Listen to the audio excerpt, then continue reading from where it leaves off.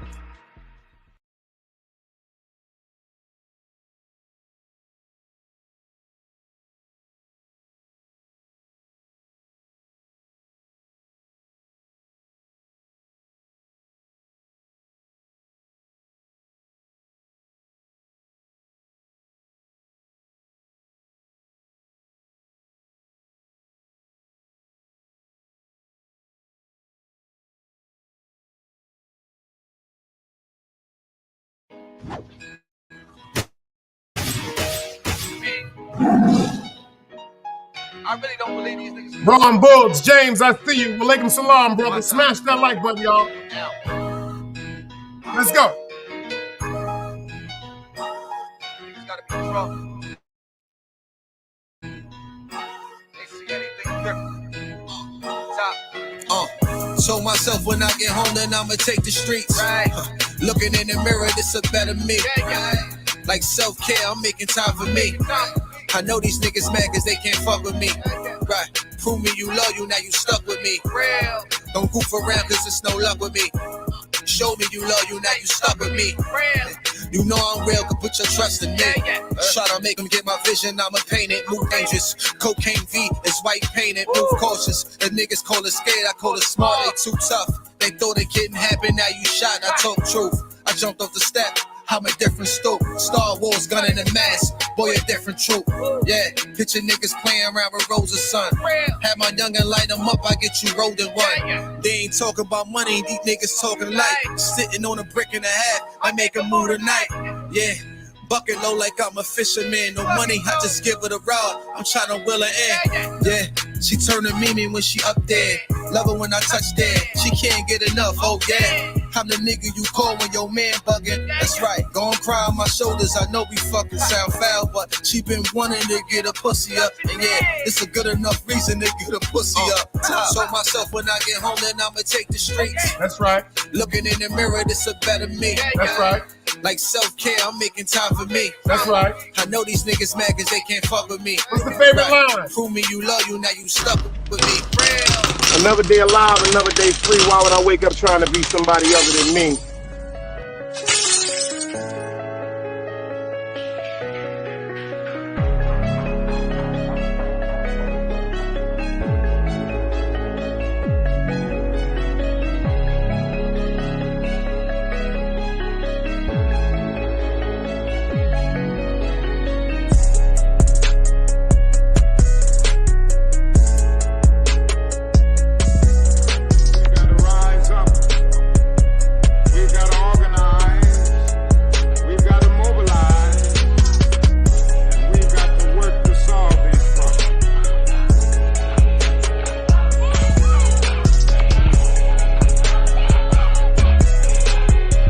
Knowledge, wisdom, understanding. Man, woman, and children. Sun, moon, and stars.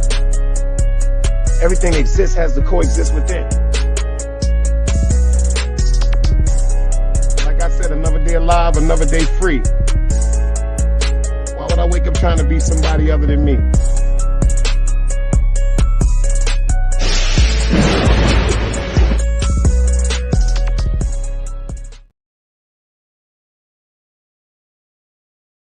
Appreciate everybody for pulling up.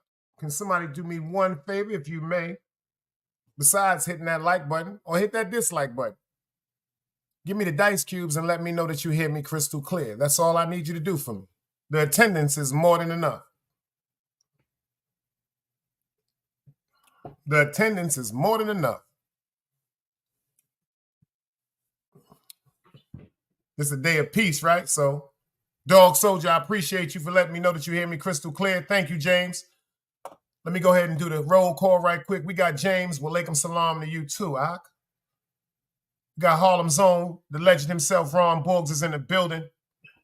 We got the True Blue Side Super up in here also. Dog Soldier, the Ninja Warrior is in the building.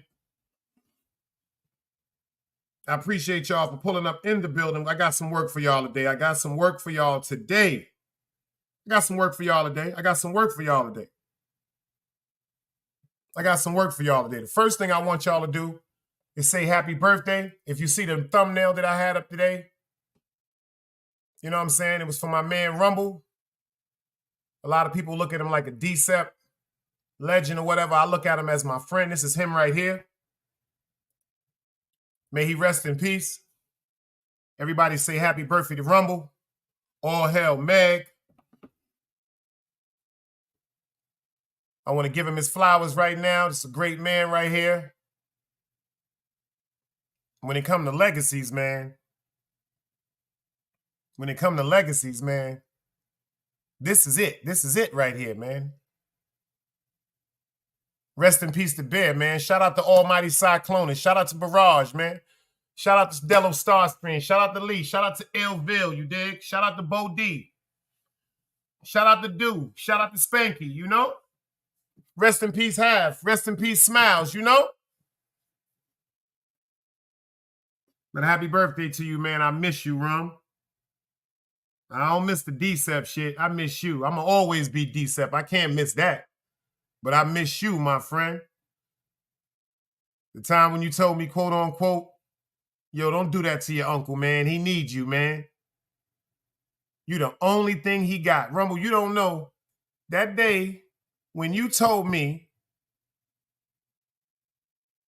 not to turn my back on my uncle, that was one of the best things that ever happened to me. I respected the G-check. Because remember, when we was talking about it, I was like, I don't give a fuck about that shit. That nigga getting that. He on that heroin. He don't care about nothing. All he want to do is get high. And I remember you telling me, yo, Dice, you all he got. You all he got, baby. You all he got. You can't do that to him, baby. That's you all he got. That's how I used to talk, y'all. And I used to be like, Rumble, why you so interested in my uncle? He said, man, he used to mess with Auntie, man. He used to mess with Auntie, man. He used to mess with Auntie in Brownsville, you know what I'm saying? He said, chill, Dice, you know what I'm saying? He said, you ain't got nobody no more, man. Your mom's gone. Your grandmother, your grandfather gone. He ain't got nobody no more. All he got is you. I remember when me, you, and my uncle went to Nobody Beats the Wiz, and I got him that player and that TV because he was going to Ready, Willing, and Able on Gates Avenue. And shout out to my uncle, Ice Water, Vaughn McLeod, for overcoming the demons that was on him.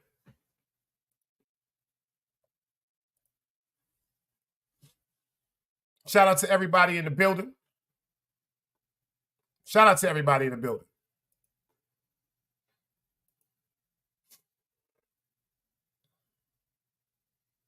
I switched it up for y'all today. I came outside. You dig what I'm saying? I switched it up. I tried to make it a little more better for y'all today. You know what I'm saying? I came outside. Yo, Meek, I see you in the building.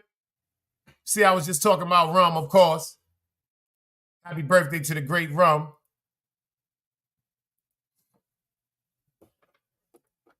I got something real special today. Today is number 2. Remember what I told y'all? Today is number 2. It takes 21 days, they say, to form a habit. Whether it's a good habit or a bad habit. It could take 21 days for you to keep continuously smoking marijuana, and you'll be addicted to marijuana. Mo Plumbing, I see you in the building. Salute, beloved. It could be 21 days of reading poetry. You could be addicted to reading. 21 days of working out in the gym, and your body has formed a habit of every day looking and yearning for you to continue to work out and build your body and your muscles. Some people, 21 days of reading your muscles. That most important muscle in that body. Because, you know, once that brain muscle dead, once they say you brain dead, it's nothing. Like, your arm could be messed up and the rest of your body could still be working. But once you brain dead, so you could be arm dead. You could be foot dead. Yo, E, I see you in the building. You could be arm dead. You could be foot dead. You could be ass dead, leg dead, but you can't be brain dead and still be functioning.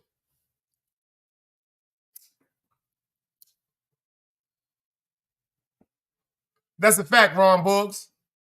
We went to Nobody Beats the Wiz.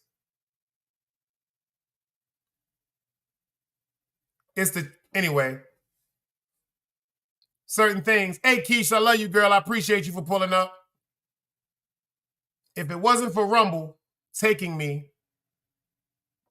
and talking to me about that whole situation, I might have turned my back on my uncle. See, a lot of people, I praise him. All praise, all hail Meg. I'm going to always praise Rum for who he is. Decep to the day I die. You see I'm rocking that purple going across the bottom. That's our color. But I looked at him as a friend. FTC, I see you in the building. See, this was my friend. It was times when he would walk straight down Prospect Street. He could have went to Dello House first. But he came to my house. Yo, fat boy. Yeah, see, if you really know me from a kid, my closest friends call me fat boy. Because I was chubby. Rest in peace to Indian boy. Yo, fat boy.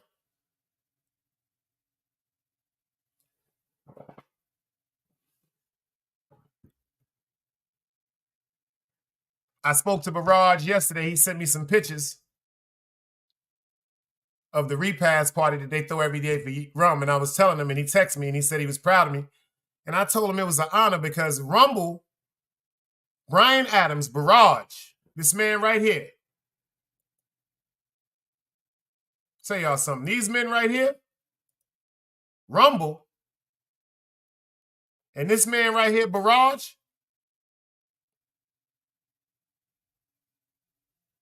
and Dello, the one I did the interview with. Dollar, I see you in the building, 718. The one I did the interview with, them niggas changed my motherfucking lives. And I just texted him that this morning and told him how grateful I am for having all three of them individuals in my life.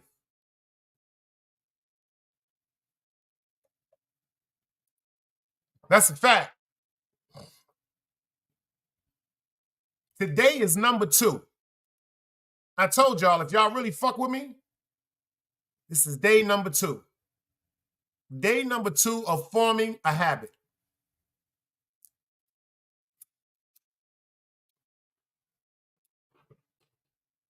And all content creators, do me a favor. Shout out to Artist Morrison.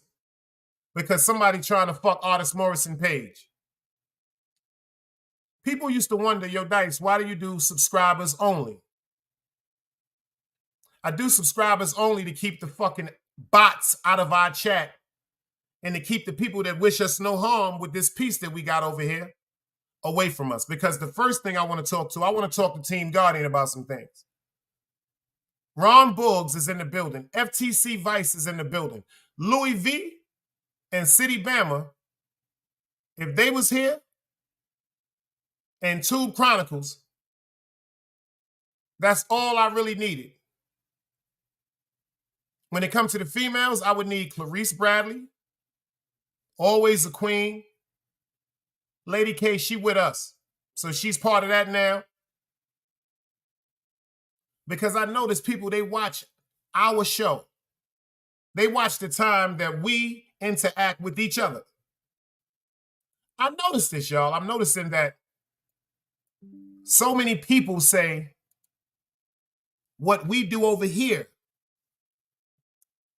So to Team Guardian, if I want to know this, Meek, and you know you Team Guardian from day one, but you from the street, so you already know how long they know anyway. That's a hard-working woman. You see why Meek don't be in here every night? You see what she said? Rest in peace, the Indian boy. You know why Meek don't be in here every night? You know why she's not in a bunch of chats? Because that's a woman. That's a hard woman going to work, busting her ass. And she knows who she is, and she's not on YouTube thirsty, looking for love or looking for dick or looking for people to support. That's what her family and friends, that's what we for.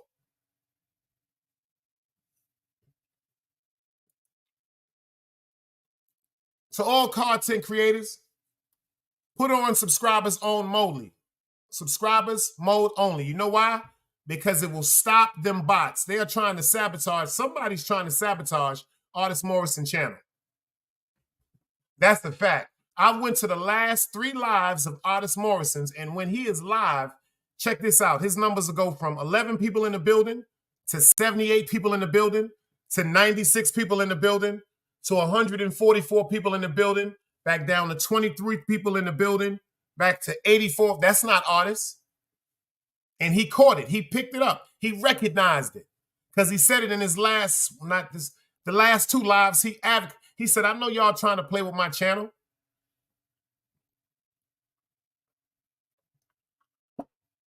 That's a great question, Dollar. He said, yo, Dice, how was it being DSEP coming up in a low-life hood? Well, you from Brooklyn, so you already know what it is. I'm from Utica Avenue. So I went to PS 167. If you know that's on Schenectady between Lincoln and Eastern Parkway. That was the first public school I went to. I got kicked out for fighting. Then they sent me to Ralph Avenue to PS 191. I went to junior high school. They sent me right back to IS 390. Like a zigzag. But I'm originally from Utica Avenue between Park and Prospect. This corner right here is my foundation. I can say that. I can say that. All the legends I went to school with. Big Boo and them on Lincoln Place, G. George, Heck and all of them on St. John's. Thurston them in Brownsville. I wasn't around them at first. If you notice, I did the Low Life interview with my man Rack Low, all of them from St. John. Shout out to Rack, AV, Rich, Carvel, Super Dave. Rest in peace to Vic. Rest in peace to Star Low. See, we all from the same neighborhood, and we got one thing in common. Everybody went to one park. That was St. John's Park. That's an everything corner right there, but I changed it. You're 100% right. You're 100% right. You said that's a crack corner right there. That's a fact. Cloth talk. I don't know. You bringing it out me today. You talking about this era. God bless his soul. When me and my man M was alive. Marcellus James, Eminem. You're right. We had crack, heroin, and coke on that corner. You're 100% right. Allegedly. Educational purposes only. You're 100% right. After he got killed across the street, I decided that I ain't want to fuck with the heroin and the crack no more. See, back then,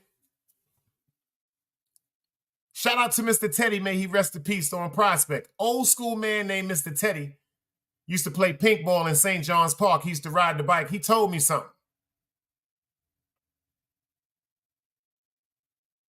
He said, Joe, Dice, stay away from that crack and that heroin, old. He said, leave it alone, man. He said, that ain't you. You come from good people. He said, but I'm going to tell you what you need to do. People don't even know this. I never told not too many people this story. The person that made me start selling bud was a man by the name of Mr. Terry.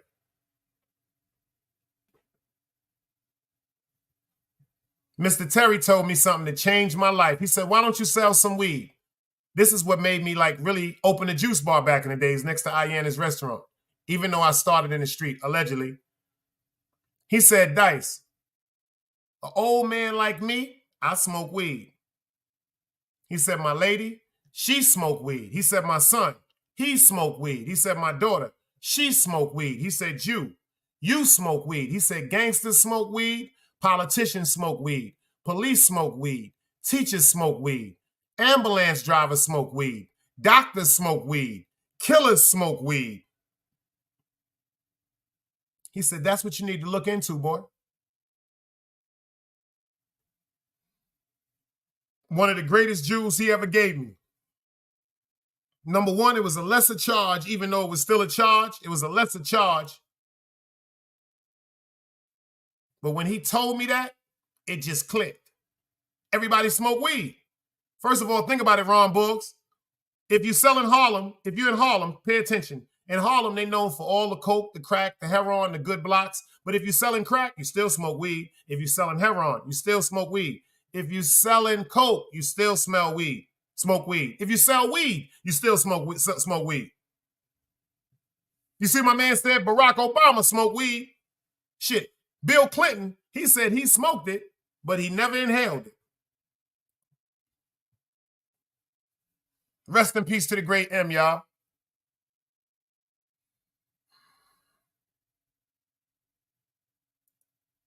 And then I recognized something.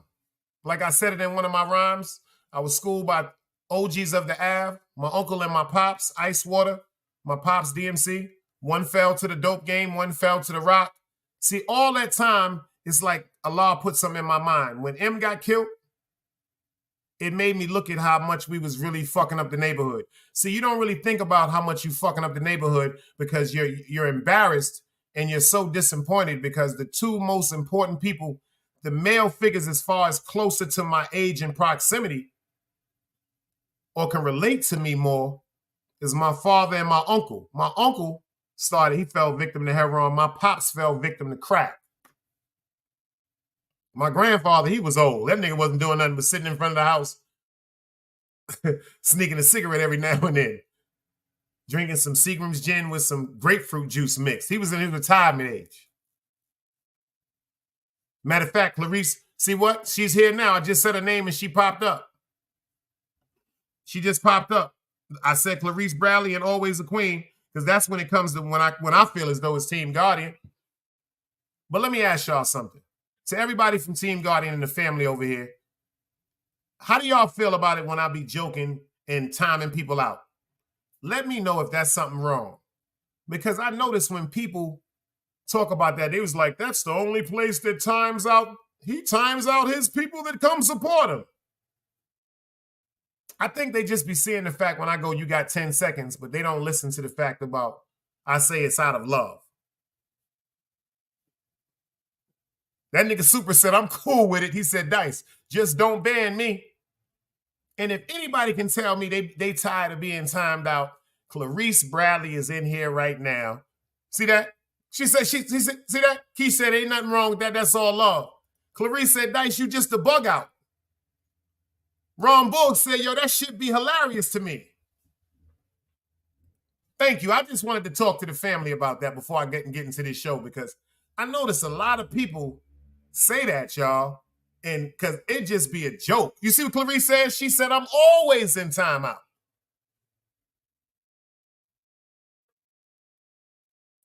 That'd be a joke for us. That's something that we got. Nobody can say they did that. See, I think that's what it is. They upset that they didn't create that. I think that some people may be upset that they really have to use their time out and blocking people out for the disrespect. I think they're really envious of the fact that you could come from wherever you from and still everybody over here gonna be like, peace. See that even Dog Soldier say, yo, I don't even mind the shit. I've been in the cage. FTC said it's all love. But see, this is the part they don't see. I put myself in timeout too. Did they ever see that? Seriously, y'all, did they ever see I put myself in timeout too? Omni, you see what Omni said? Omni said, man, time my ass out because I'm late. And your wish is my command. You dig what I'm saying? You got 10 seconds, baby. Yo, Ron Boogs, they really paying attention to us, y'all. You know why? Because they trying to figure out this format of love that we got over here. They trying to figure out how come the real, respectable people with good hearts, whether it's men or women, come over here to just have a good time. And I apologize to some of the people to be like, Dice, fuck that bullshit, man. Do the content. I hate when you do this shit.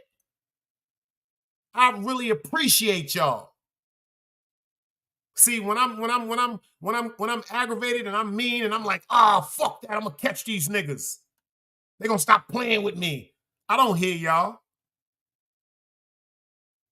I don't hear y'all because I'm already in that zone. But I hear y'all when I calm down, and I thank y'all for that. Facts.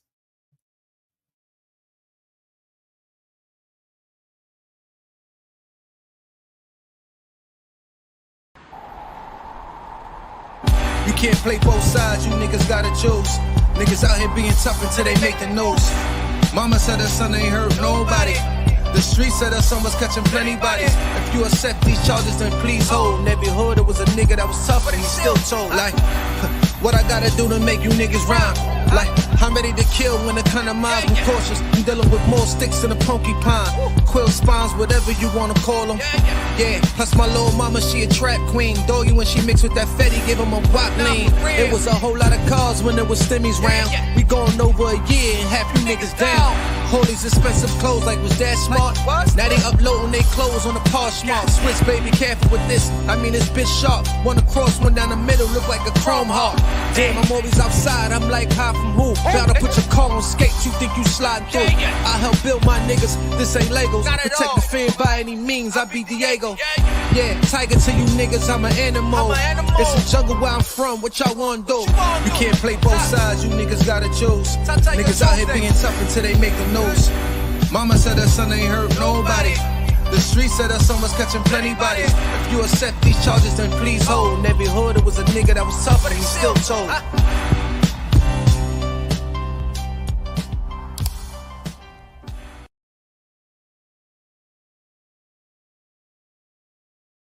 Thank y'all. I really appreciate that, man, for real. Cause say the truth. I will ask before I just assume. I see people, they be like, yo, he'll time people out. I'm like, yo, are they only watching part of the show?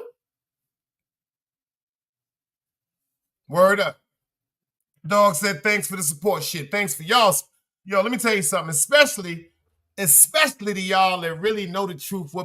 See, unfortunately, certain things I'm not going to talk about. They got it. You got it. The people that came up and told me, yo, straight up and down, shout out to Brooklyn Crook. That nigga gets on he gets on my goddamn nerves, but he tell the way he said, Dice, my youth, bedroom them. He said, the fuckery in them you see on YouTube, man, I really want to deal with them type thing, my youth. He said, you're on a different mission. You have a good channel, good, clean content. Bedroom, you can't fall into that. You can't let them people break you off your fucking path, my youth. I'm looking at him like, fuck you. Copy, Ron. I'm looking at him like, fuck what you talking about. I don't give a fuck what you talking about. But you know the best part about that is, I'm glad he stays him. You know why he stay him? Because he don't give a fuck what I'm talking about. See, that's the good shit about good friendships and building rapport. He don't give a fuck about that shit. He said, all right, Dice, you can talk that dumb shit, but I'm still going to tell you what the fuck I feel. It reminds me of the scene. Remember on Minister Society? When the nigga was sitting there watching the motherfucking tape, and they was watching the fight, and he told the nigga that Kane whipped out with the gun, he said, yo, this nigga getting the shit beat out of him, son. He said it looked just like when Kane was beating the shit out of you.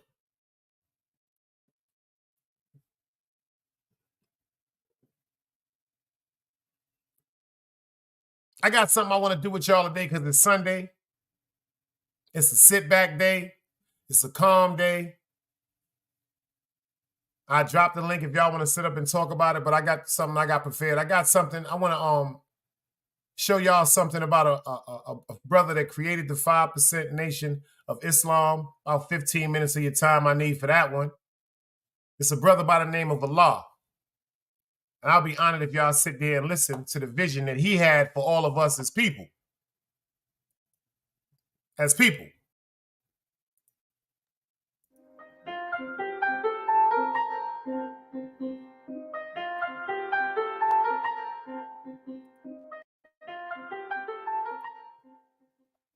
A great man of knowledge, wisdom, understanding, and purpose, a father figure, having a determined idea to build a nation that would go on to teach the world. A man named Allah that took the time to share his mind with the young people that he came in contact with, giving them the tools that would guide them on the path of righteousness and civilization. Born Clarence Edward Smith on Wednesday, February 22nd, 1928, in Danville, Virginia, during the time of Jim Crow racial segregation. He was the fifth son of Lewis and Mary Smith. He was nicknamed Put as a baby, which stuck with him throughout his childhood. Although he lived in segregation, him and his family never minded not being amongst white folks and enjoyed life amongst their own people.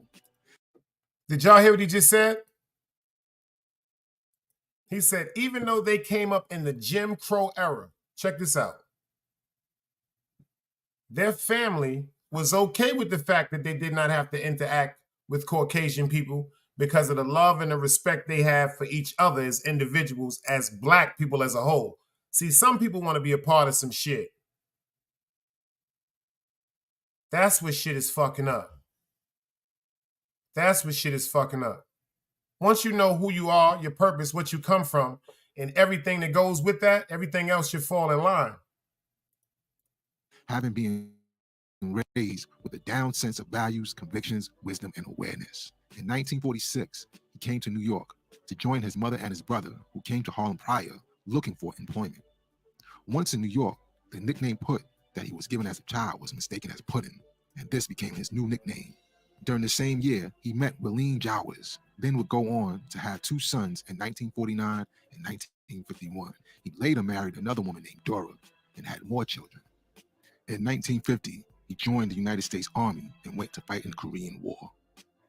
He just missed being killed several times, making it out of that war as a decorated soldier with a high and prestigious award for his outstanding service record. During his time in Korea, his wife Dora had joined the Nation of Islam under the leadership of the Honorable Elijah Muhammad. Upon his return from Korea, he joined Temple No. 7 in Harlem under Minister Malcolm X. Once in the temple, he was given the name Clarence III. Pay attention. I don't want this to get past y'all. This is real history I'm giving y'all right now. Please pay attention to what they're saying. Look at the people that he came up under. And look at the things that he went through. This is just not like pay attention to what he did now. Pay attention to him now. That he was given as a child was mistaken as Puddin', and this became his new nickname. During the same year, he met Willeen Jowers, then would go on to have two sons in 1949 and 1951. He later married another woman named Dora. Smash that like button, y'all. In 1950, he joined the United States Army and went to fight in the Korean War.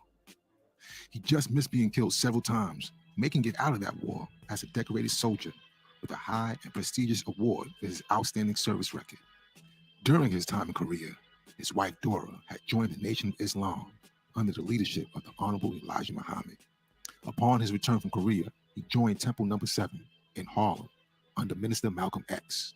Once in the temple, he was given the name Clarence 13X and began swiftly rising in the ranks of the Nation of Islam, going from elevator operator, then getting promoted to the position of lieutenant, teaching and training the fruit of Islam and martial arts, which he had picked up from Korea. In studying his lessons, he became very proficient in them. He developed a self-style of expressing his lessons, in which many called hypnotic, due to his speaking style and Southern drawl that was unique and specific to him. He was then promoted again to student minister. I know y'all is like, well, some of y'all that understand who I am understand why I'm playing this. They said that this man, people captivated to him because his speech was magnetic. That shit was magnetic. And I heard some people on YouTube say, oh, he talks a good one. Oh, he's a smooth talker. That's sad. So you mean to tell me, because what comes from my heart reaches people. I don't care if you're white, black, tall, skinny, fat, smoke weed, sniff coke, on heroin, walk around the house butt naked, work for a computer company, outside selling drugs. So you mean to tell me because anybody can relate to me for who I am, you don't like that too? See, that's another sign. Some people have to stop trying to do things for the validation and the impressions of others. I told y'all I'm really living for God. Artist Morrison said something. He was like, yo, y'all think God was weak. No, y'all ain't see Sodom and Gomorrah. Y'all ain't see the separation of the Red Sea. You didn't see the thunderous storms that God created because people of whole nations were condemned because they did not follow God. If you really do your history, a lot of the most important places across the world are underwater now. Does that seem like a coincidence to y'all? Seriously, you can Google this shit. You got a cell phone now. You ain't even got to go through the bullshit of going to the library. You can Google this now. All of the greatest temples and the palaces are ironically underwater now, submerged deep, deep underwater, and they're covered with algae and growth to the fact where they've been down there for so long. But what happened prior to these places and these civilizations and these lands that had hundreds of thousands of people that were ironically killed by catastrophic floods? Look what happened to tsunami. Look what happened to New Orleans. Now pay attention to what I'm saying now.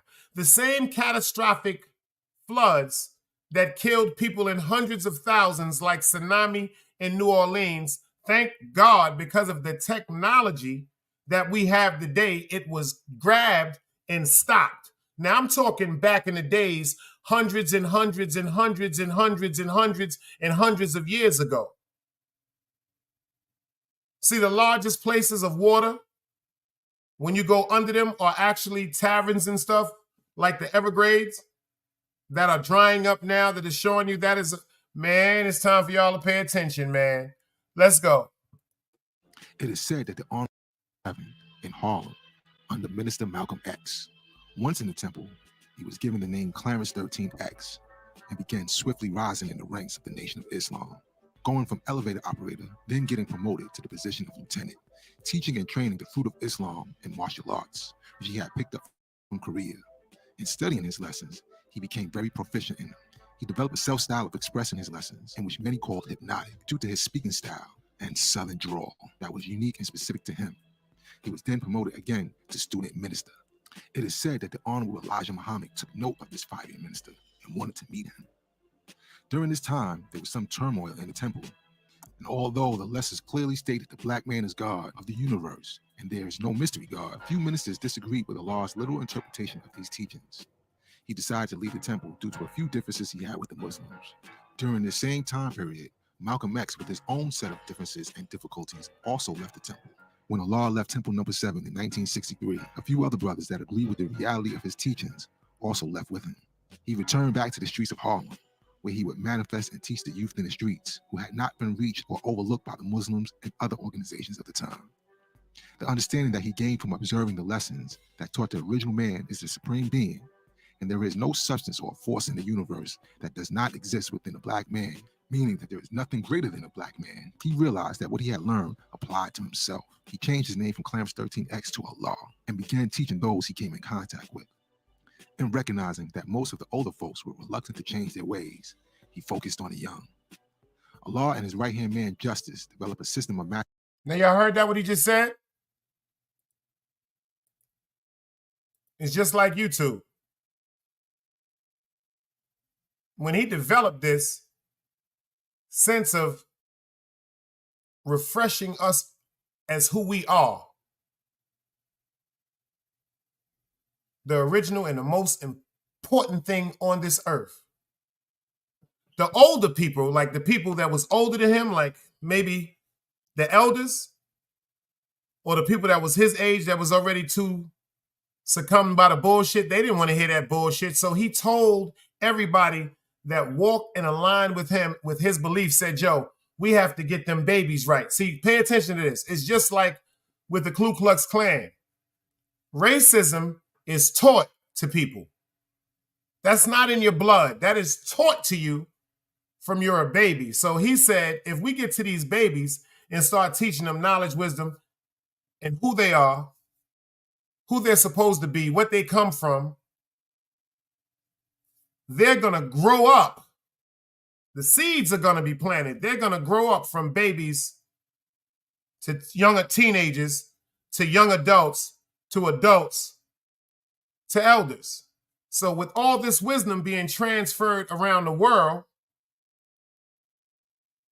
at least as a whole national, as black people, matter of fact, let's just say righteous people, because they're white Muslims too. But they have to study, I think it's 33 years, if I'm not mistaken, to be really deemed and called a Muslim. This is work right here, y'all. This is why they upset with me. Because certain things I can talk about articulately and break down to the smallest degree, they would need to be on this platform to even acknowledge. Smash the like button, y'all. Realized that what he had learned applied to himself. He changed his name from Clarence 13X to Allah and began teaching those he came in contact with. And recognizing that most of the older folks were reluctant to change their ways, he focused on the young. Allah and his right-hand man, Justice, developed a system of mathematics as the foundations for his teachings, putting an emphasis on the order of knowledge and wisdom as opposed to wisdom knowledge that was taught in the temple. This system of supreme mathematics. Did you pay attention to that? He believed in instructor, but he said something very important. He said we got to switch that up. They was teaching that it was supposed to be wisdom knowledge. That could be a great argument too. To become wise, you have to acknowledge that you know something. To verbally transmit it, to comprehend it, to be able to throw it out from a smallest to a highest molecule. Of course, you have to be wise to understand that you have to know knowledge, but how could you even become wise if you don't obtain knowledge first? It don't even make no sense. It go knowledge, wisdom, understanding. I've been saying this since I started back in the FTC. How long I've been saying this? It's in the saying. CB put it, knowledge, wisdom, understanding. Man, woman, and child. You have to know. You have to go through it to understand it, to know what it is. You can't just know what it is without going through it to know it, to understand it. Knowledge is the man. Wisdom is the woman. The relationship between a man and a woman. How they can sit up and know each other's to the highest or the lowest, complete each other from every form. It ain't about nobody else. It's about them. To understand what upsets your woman, to understand what upsets your man. But it's not about that selfishness. See, when you fix about what's upsetting me, and you fix what's upsetting you, we're being selfish already. We're supposed to understand and try to fix what has upset our situation. That's when we pray together to see what happened that we went wrong. See, but it's too much selfishness. It's too much selfishness. People don't really want knowledge, wisdom, understanding. I keep telling y'all, wisdom, knowledge, understanding. That's the only place that I know that the area code is 213 is in California. Super just said that they on top. No, they not, because if 213 is their area code and they 3 hours behind, that means they really fucked up. Let's go. Are 10 principles, 1 to 9, and a cipher, along with supreme alphabets, which are a system of principles that correspond to the 26 letters of the alphabet. Giving the young tools to see things in a mathematical way, giving order to the days of their lives, teaching the young how to live righteously and their relationship to the universe, bringing his teachings to delinquent, disenfranchised youth.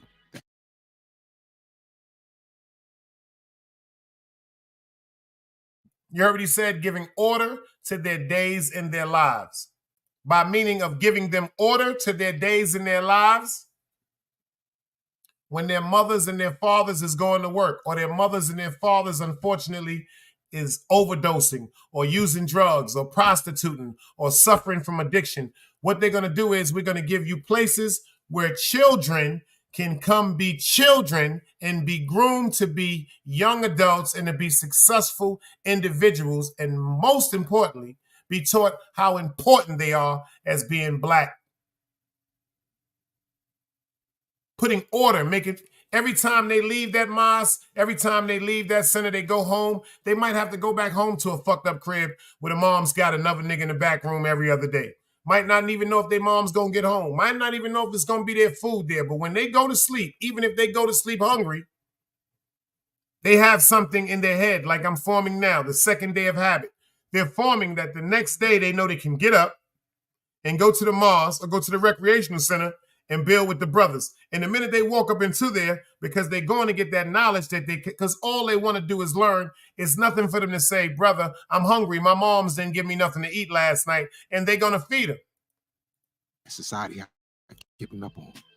With these principles of supreme mathematics and alphabets, Allah taught the meaning of life, their relationship to the community, as well as their relationship to the universe, giving them a sense of purpose in life.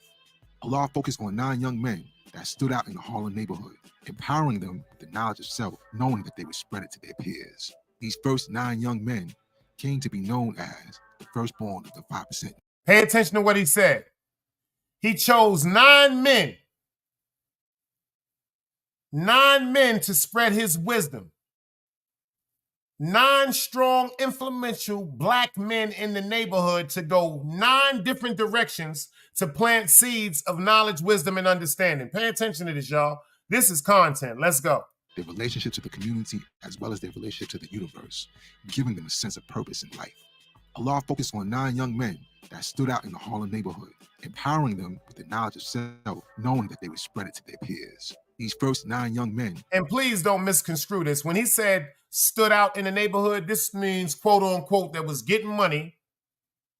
Hustlers, thieves, con artists, murderers.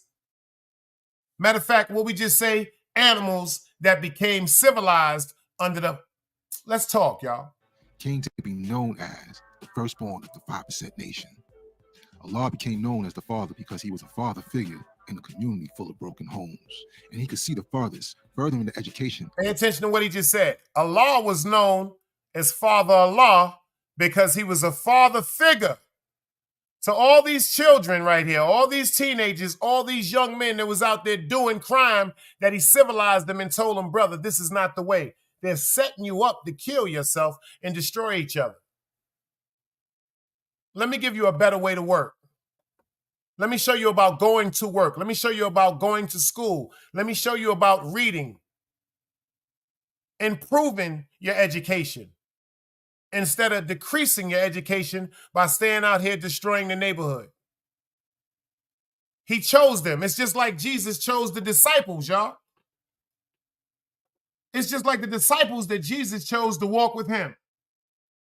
This was the first 9, the original, the first 9 young Black men that Father Allah decided that he gave them their names and their purposes as far as the 5% nation of Islam, meaning the 5% of the world that know the truth. 85% is deaf, dumb, and blind from the words that they say.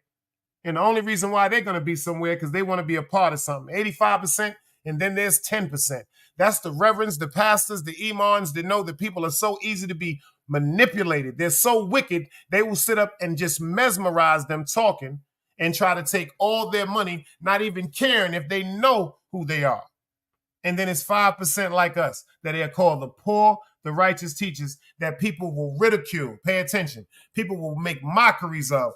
People will gang up against to try to silence because the word of God and Allah is so sincere and true. I've been going through this for a long time. YouTube, y'all ain't got nothing for me. I'm getting back to content. Let's see if y'all can do this. Let's go. Giving them a sense of purpose in life. Allah focused on 9 young men that stood out in the Harlem neighborhood, empowering them with the knowledge of self, knowing that they would spread it to their peers. These first 9 young men came to be known as the firstborn of the 5% nation. Allah became known as the father because he was a father figure in a community full of broken homes, and he could see the farthest, furthering the education of a community full of broken homes. His teachings empowered and motivated these young men to teach others. A community full of kids that didn't have no fathers, man, or their fathers was overtaken by certain addiction like my uncle and my pops. Alcohol, crack, heroin addiction that overwhelms them to the fact where, you know what, trying to escape the reality of certain responsibilities. This is deep, y'all. Let's go. And soon as knowledge spread to other areas of New York, Harlem became known as Mecca. Brooklyn became known as Medina, with his own set of firstborns. Medina, you heard me? With his own set of bit. Harlem was known as the Mecca, and Brooklyn was known as Medina. As knowledge spread to other areas of New York, Harlem became known as Mecca. Brooklyn became known as Medina, with his own set of firstborns, getting sparked in December of 1964. Queens became known as the Desert or the Oasis. The Bronx became known as Pelon, and places outside of New York also got names as the knowledge spread to those areas. In 1964, there was an assassination attempt on Allah, with him being shot with a high-powered rifle in a basement on 127th Street. Although he was hospitalized, the attempt on his life was not fatal, and he continued to teach. A few months later, in May of 1965, they tried to kill him, y'all. He still kept going. He said, I don't give a fuck. I told y'all, I'm going to speak my truth, even upon death, inshallah. Talk.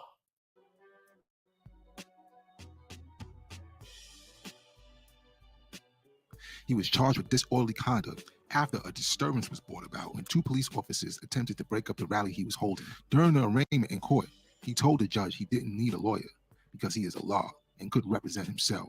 A judge in Supreme Court ordered that he be placed in psychiatric custody in Bellevue Hospital due to him proclaiming to be God Allah. He continued to teach the young that came to see him while at Bellevue.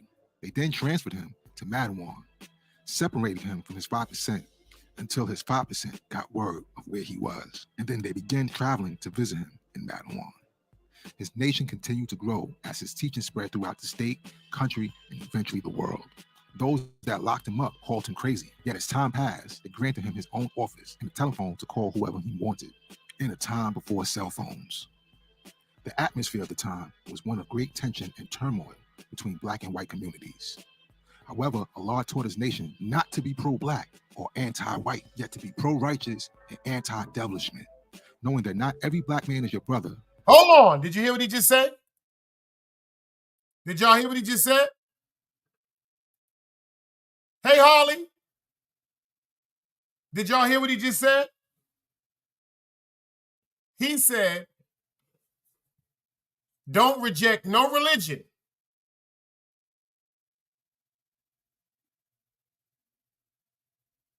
Y'all heard about that? He said, I don't care if you're white. I don't care if you're Haitian. I don't care if you're black. I don't care if you're Indian.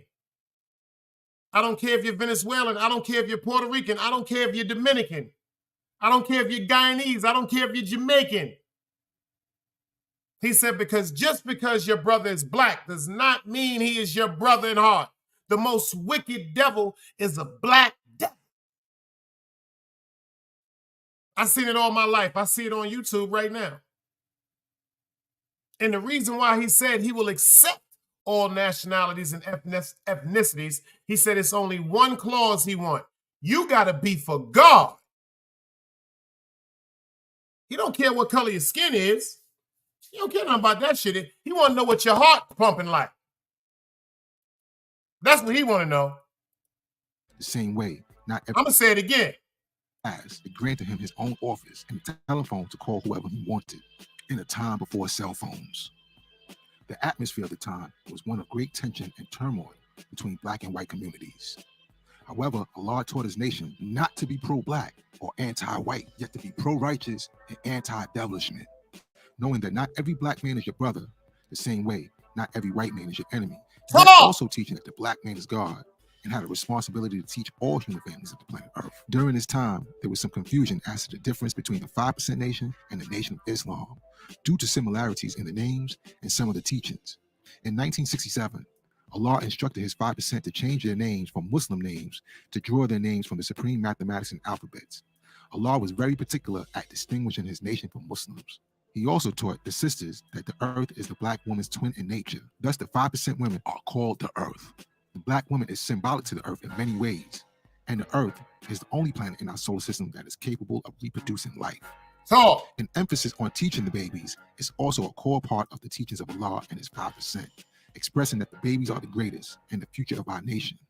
In 1967, they released Allah from Madawan and signed his name upon his release as Allah, the same name they called him crazy for using.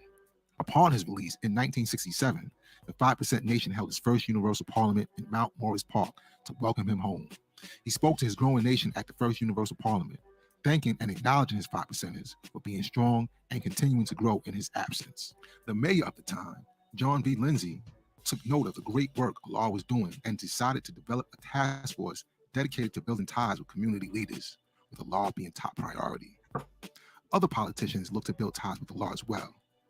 According to a notable 5%er named God Supreme, who was there sometime in 1967, Allah called a universal parliament and invited a few politicians and other community leaders to speak at this parliament. Notable figures like Mayor Lindsay and his assistant Barry Gaudier, Allah had these politicians and community leaders speak and tell the 5% what they had to offer.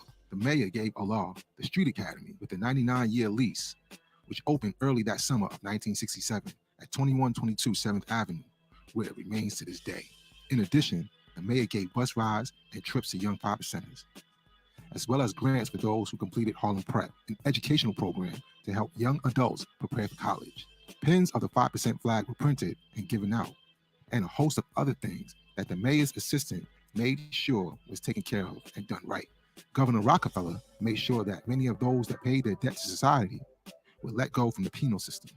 It is said that Mayor Lindsay went into the halls of government advocating for the teachings of Allah and spoke of the great work he was doing in the community. Allah made them honorary 5%ers and gave them the flag. On April 4th, 1968, Dr. Martin Luther King Jr. was assassinated in Memphis, Tennessee, sending shock and grief throughout the black communities of America.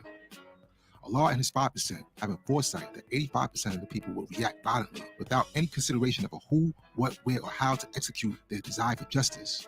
With Allah's teaching, the 5% moved through the crowds of Harlem, reinforcing peace, hoping to avert a riot which would have left the community of Harlem in shambles. Allah was recognized, praised, and received media attention for his participation in maintaining order and peace. He continued to receive recognition and praise from Mayor John B. Lindsay for the outstanding job he was doing in providing motivation, educational, and vocational growth, and with the youth of the community.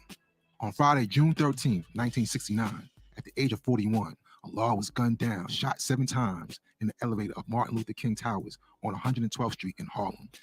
Several of his 5%ers rushed down to the scene of the crime where their father was stricken. On Saturday, June 14th, Mayor Lindsay and his aide, Barry Gaudier, met with the guards at the Street Academy, expressing their sorrow and grief for what had happened to Allah. The guards spoke about the reason that they loved Allah so much and pledged to continue his work. The funeral was held on Monday afternoon at Unity Funeral Chapel on 8th Avenue and 126th Street. It was a massive event as Harlem bid farewell to the man they affectionately called Puddin'. Although his physical body may have expired, his teachings live on. A period of grief permeated through the 5% nation until 1971, when a group of 5%ers put together an annual event called the Show and Prove in commemoration of Allah and his teachings. To this day, the event takes place every year during the second weekend in June to show and prove Allah lives. His legacy is in his teachings, and the nation that continue to teach his teachings and elevate the lives of those that come in contact with it. It has become a global phenomenon, in part due to hip-hop artists that have laced their music with his teachings. Peace to Allah and his nation of 5%ers for the massive contribution to our history in Black.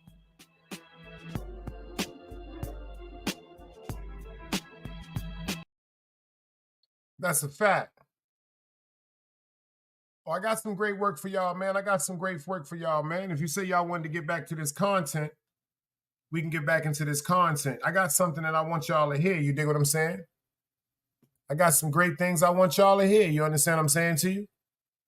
Shout out to my man, Way to Black. Make sure y'all hit him up. He said he got that mixtape. He got that mixtape, man. He got that mixtape and he got it for a dub. He got it for a dub. You know what I'm saying? He got it for a dub. And if you fuck with him, go ahead and over there and check it. I don't want to play nothing too crazy, you know what I'm saying, because it's Sunday. But I gotta find a song that I want y'all to hear by Way to Black. You dig what I'm saying? If I can find it. You know what I'm saying? Y'all know forgive me sometimes, man. If I can find it, man. Like if I can find it, man.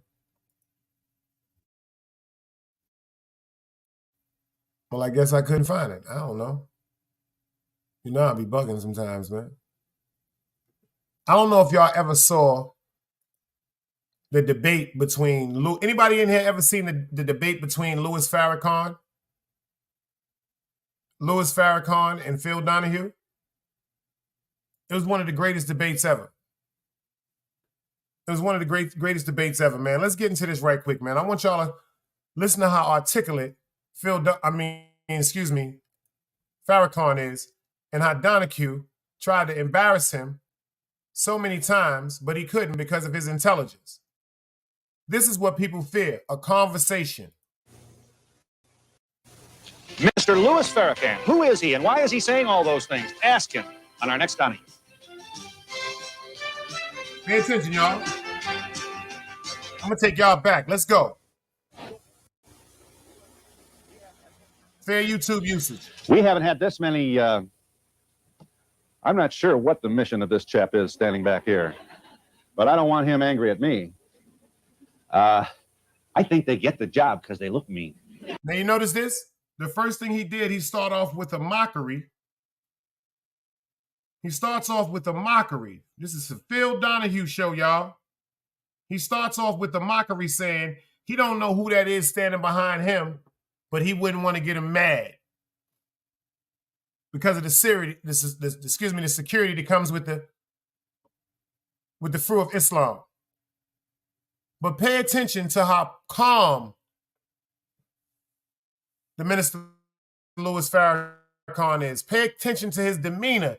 Pay attention to his sincerity, and pay attention to his responses. See, these are certain things that I would ask for, but you have to be two men. You know what I'm saying? I can't talk to 6 and 7 people, but I can have a conversation with a man. I can talk to 3 and 4 people and 5 and 6, only if we're letting each other talk and explain. I want y'all to pay attention to this. This is history. This is 1985, man. Let's go. Well, guess who's here? This is a man who will tell you that he is perhaps not the most popular personality in America, but let the record show that... And guess who is here? His name is Big Dice. Let's go. Let's shout it out to Team Guardian. I guess in YouTube, I am not the most popular, what is that? Personality? He's drawing larger crowds. And should we be surprised? Less than 10% of Black Americans voted for President Reagan in the last election. Should we be surprised that people of color feel perhaps more than they have in a long time, a certain alienation from mainstream America? Nobody's here to say that they could ever have claimed total participation, but it does seem to be worse now. Could that explain the recent increase in the number of people who are listening to the Minister Louis Farrakhan? Minister Farrakhan is, as you know, with the Nation of Islam and has made an awful lot of people angry. He spends half his life now trying to explain what he said. Is that purposeful? What did he say? Oh, yeah, I want to see if y'all going to pay attention to this shit right here. Smash that motherfucking like button. I want to see if y'all going to pay attention to this one right here. This was 1985, and this ain't got a goddamn thing to do with YouTube, y'all. Yo, FTC, yo, Dog Soldier, yo, James, they said they wanted content, right? Yo, Clarice, you told me this the other day. You said, yo, Dice, after you tear these niggas' asses up, please get back to content.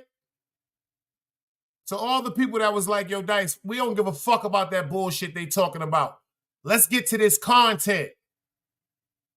I appreciate y'all.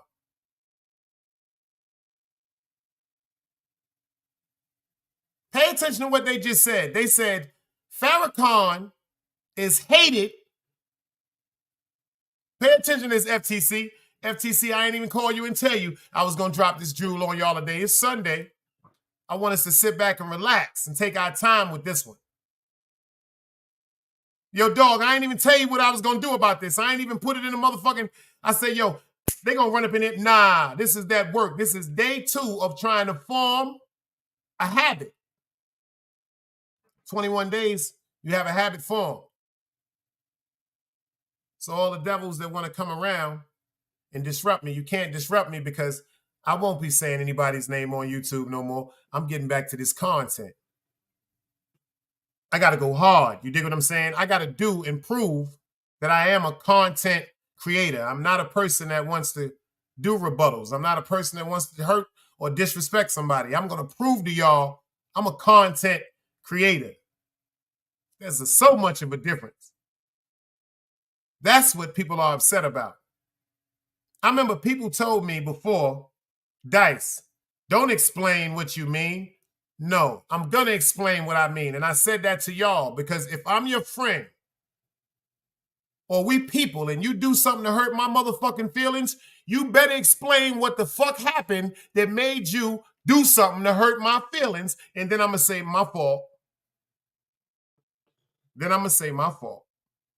Because if I do something to hurt your feelings, Clarice, if I do something to hurt your feelings, Dog Soldier, if I do something to hurt your feelings, Supra, if I do something to hurt your feelings, Ron Boogs, if I do something to anybody in here that hurts your feelings, I want y'all to immediately say, yo, hold up, Dice, the fuck is you doing?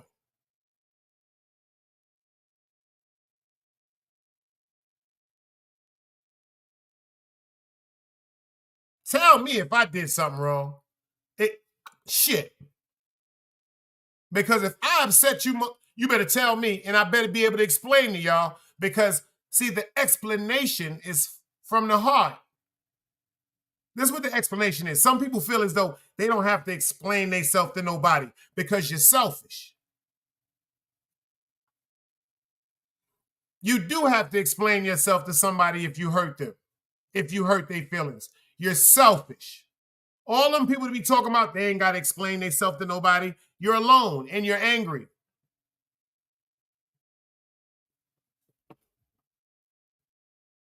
You heard?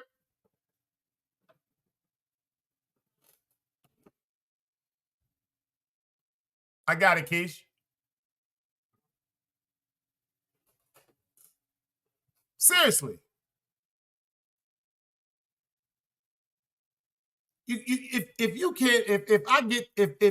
If I make Clarice mad and she be like, yo, Dice, why the fuck you do that?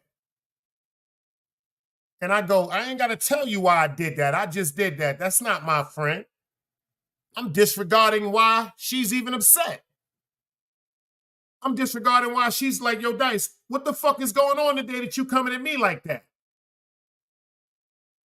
Y'all remember when I first used to time her out? She used to be like, yo, what the fuck you keep timing me out for? And I was like, because it ain't nothing but love. And she was like, oh. And I had to explain that to her. I explained to my friend what I did that made her question if our friendship is genuine. We always got one that comes through. We know where you come from. Shout out to where you're from. Respectfully, you just got bagged. Can't do it. I'm going to give you, Bracken, I'm going to give you about 10 days in the hole. I'm going to give you about 10 days in the hole because everybody knows if you come over here and say peace, it's Sunday. But let's get to this Phil Donahue. Clarice, your ass got 10 seconds. See that? See that? You said you was going to get timed out today, too. You just said you was going to get timed out, and you just got it. See that? See that? You just got it. 10 seconds. That's what your ass get. Already that. Dice already your 10 seconds. That's what you get. Let's go. About the Jews. And did he say something positive about Hitler? And what's going on here? We'll ask him that question and others and give you an opportunity to do the same. We are in New York City with the Minister Louis Farrakhan, and we'll be back in just a moment.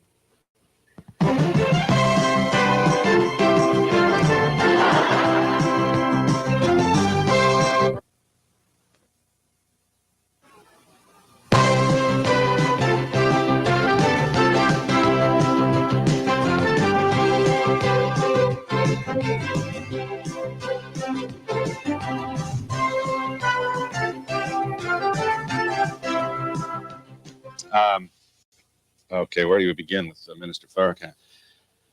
What kind of do we have a shot at an integrated America where we really do get rid of these fears? Do you think we have a chance at that? Have you given up on that? If there's justice in America for blacks, then blacks will be contented with America. If there's injustice, continued injustice and oppression, blacks will continue this disaffection with the United States. But my reading of your position is, I have the feeling that you've really given this up as a possibility, and that you're looking for a black nation with black ownership of business and black control of the financial destiny of the membership. Not at all. Separation is an ultimate solution. It is an extreme solution. However, if we can get freedom, justice, and equality within the social, political, and economic order of the United States, that would be better. So you continue to hold out the can a white person be a member of the Nation of Islam? Your nation. There are white Muslims, yes. There are. Well, you're smiling. It hasn't always been that. Did you hear what he said? Fair usage. He said they're all white Muslims. Let's go. Would be better. So you continue to hold out the can a white person be a member of the Nation of Islam? Your nation. There are white Muslims, yes. There are. Well, you're smiling. It hasn't always been that way. Okay. All right. If that's the case, then why are you going out of your way to... You invited Gaddafi to speak to your assembly in Chicago on closed-circuit television? Yes. And he encouraged the 400,000 black Americans who serve in the armed forces of the United States to revolt and fight the oppressor, and he'd help them, finance them. Now pay attention to what he just said. The first thing they got upset with Farrakhan about is, back in the days when Gaddafi was alive, he let Gaddafi come to his platform where a bunch of people could hear him speak. See, in the eyes of the government, they put it that these people are just wrong and we're going to war with them, and that's that. But Gaddafi didn't get a chance to verbally express and explain to people why he was defending his country and his laws, because they was trying to steal and overpower them. He had to fight. You got the right for somebody to come in your house, tell you they're going to eat your food every day and you can't do nothing about it. But since Farrakhan gave him a platform to speak, Dunbars, I see you. Gaddafi said to all the people that was American that was enlisted in the war, he asked them, he said, please put down your guns and stop fighting this war for these people, because you don't know what this is really about. Like I tell people on YouTube, put down your wars and come on over here to Team Guardian and get some of this love, because you're following wrong and blind wars. You're following the masses, but you're not following God in your heart. Gaddafi said, please put your war and your guns down against us. Put it down. Rebel against them, because they're using y'all as puppets, and come side with us for righteousness and God. We will finance you. We will financially equip you and protect you as long as you stand for righteousness. Boy, this is one of the breakdowns of the breakdowns. Let's get down to the breakdown. With munitions? Is this the way we get to our promised land of integrated equality for all? Of course, the majority of blacks reject that suggestion. And does Mr. Farrakhan reject it? Of course I do. However, the logic of Mr. Gaddafi appears to be the logic of the Reagan administration for $14 million are being asked for the Nicaraguans Yeah. to overthrow the government. If we can support Contras for the purpose of overthrowing Nicaragua, why should we be so indignant that Gaddafi would tell American blacks to support the overthrow of the American racist system? Is that your position? Okay, let's go over this once again. Here's what you said. Here's what you said. This is not so funny.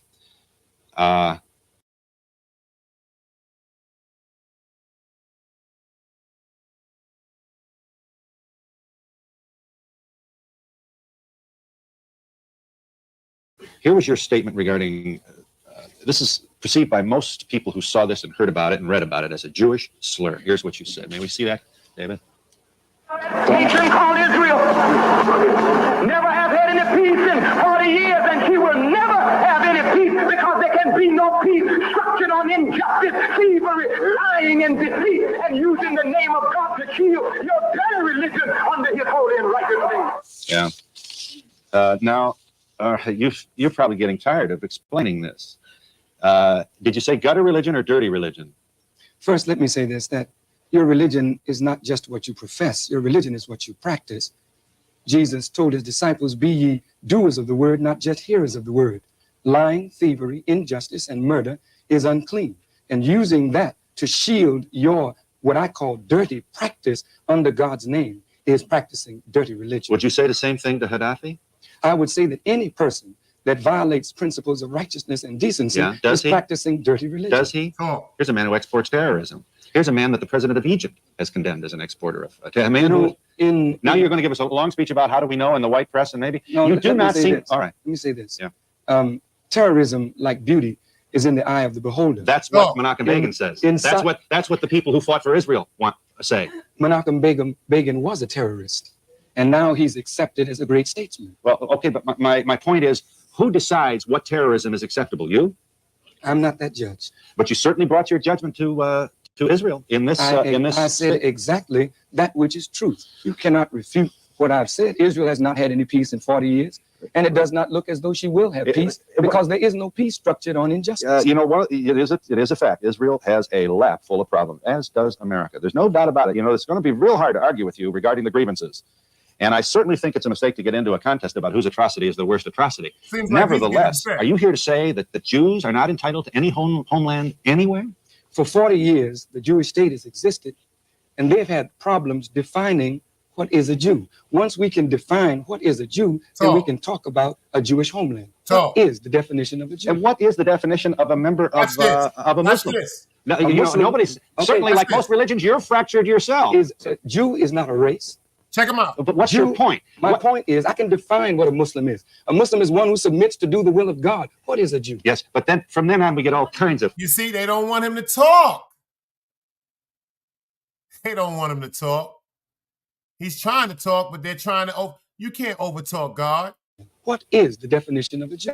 And what is the definition of a member of a Muslim? No, nobody's certainly, like most religions, you're fractured yourself. Jew is not a race. But what's your point? My point is, I can define what a Muslim is. A Muslim is one who submits to do the will of God. What is a Jew? Yes, but then from then on, we get all kinds of. Just give me a second here. Defining a Muslim would you get into an argument, for example, with Wallace D. Muhammad on the issue of defining a Muslim. So my point is, I think we both would agree. Wallace D. Muhammad would agree with me that a Muslim is one who submits to do the will of God. Okay. You called Hitler a great man, and now you're going to tell us that you didn't mean great as necessarily positive. I mean, for a man who. You did say that, didn't you? You're not going to deny. You said Hitler. Everything is a joke. Let's put that in context. Okay. Everything is a joke. Some Jewish leaders likened me to a black Hitler. They did. I took umbrage at that remark. That's true. I said the only way you can compare me with Hitler is that Hitler rose Germany up from the ashes. We're trying to rise black people up from the ashes, but don't compare me with your wicked killers. That's what I said. So Hitler may have killed 6 million Jews, but his trains ran on time. Is that your point? Hitler is no friend of black people. If Hitler had his way, he would have killed all black people also. All right, so you condemn Hitler. I could not be laudatory of Hitler. I just made a statement of fact. Yeah, but no, you can't call a person great and then step forward after the fact and claim that that's not that you. I'm very sorry, Mr. Donahue, but the Bible calls Babylon great, but Babylon wasn't good. Okay, all right. Pharaoh was great, but he wasn't good. There's something. Hitler is a great and consequential man, but not a good man. That's all.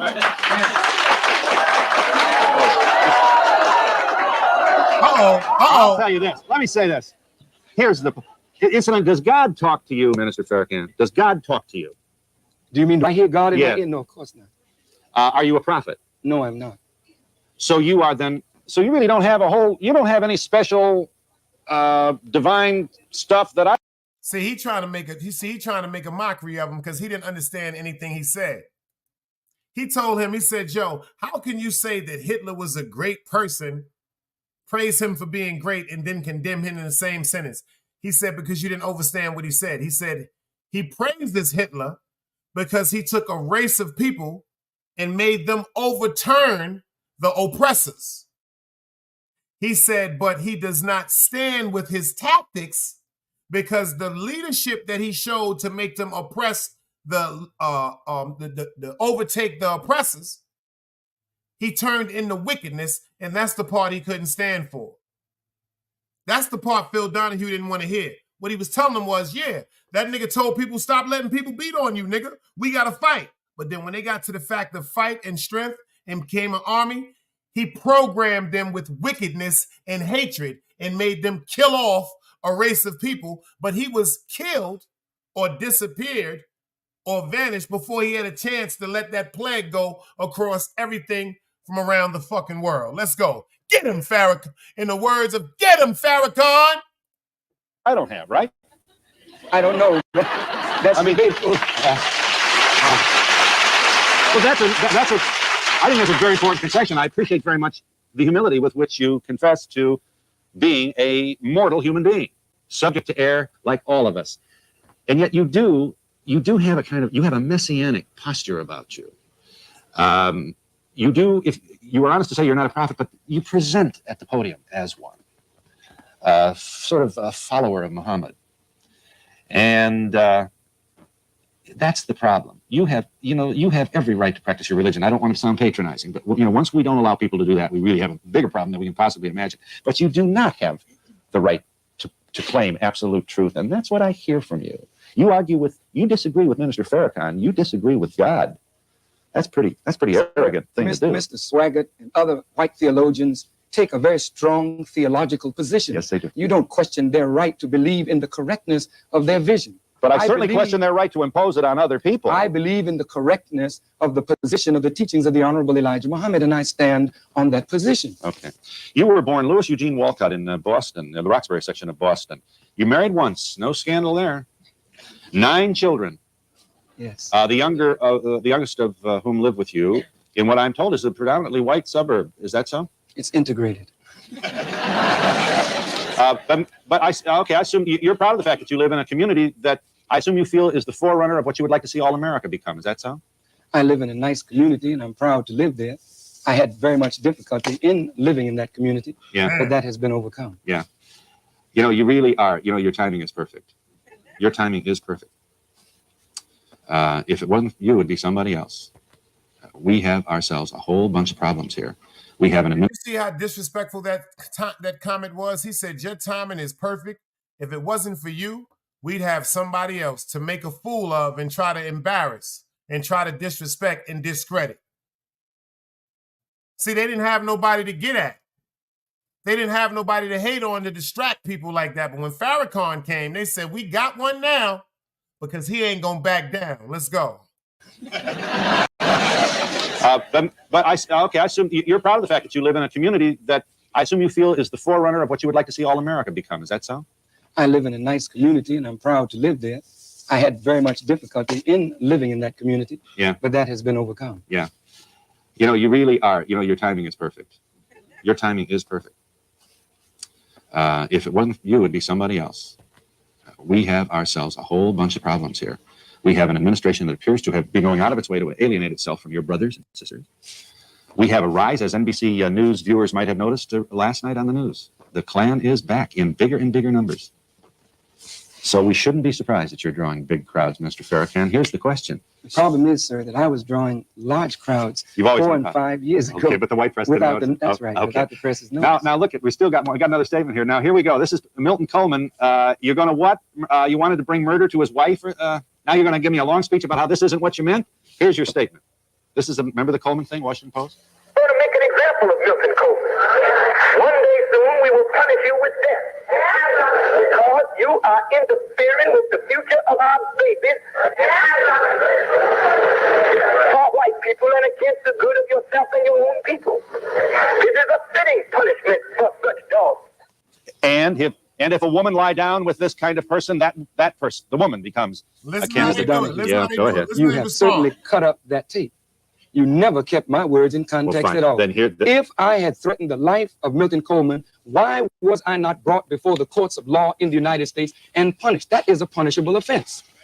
I did not threaten his life, and you know that if you listen to that tape. What was the first line on that tape? He says that you should... Sir, the way that tape was doctored, you made it to appear as though I said exactly what you proposed that I said. Okay. I did not say Here's that. the point. Here's the point. This kind of rhetoric jeopardizes babies of all color. It's not consistent with the tradition of Jesus, Muhammad, Martin Luther King. This is bellicose. All of the prophets, when they spoke, they issued are a prophet, threats. then. I said all of the prophets. When they spoke, they issued threats and warnings. I think in the role of a teacher, we must look at the condition of black people in this country, the condition of America.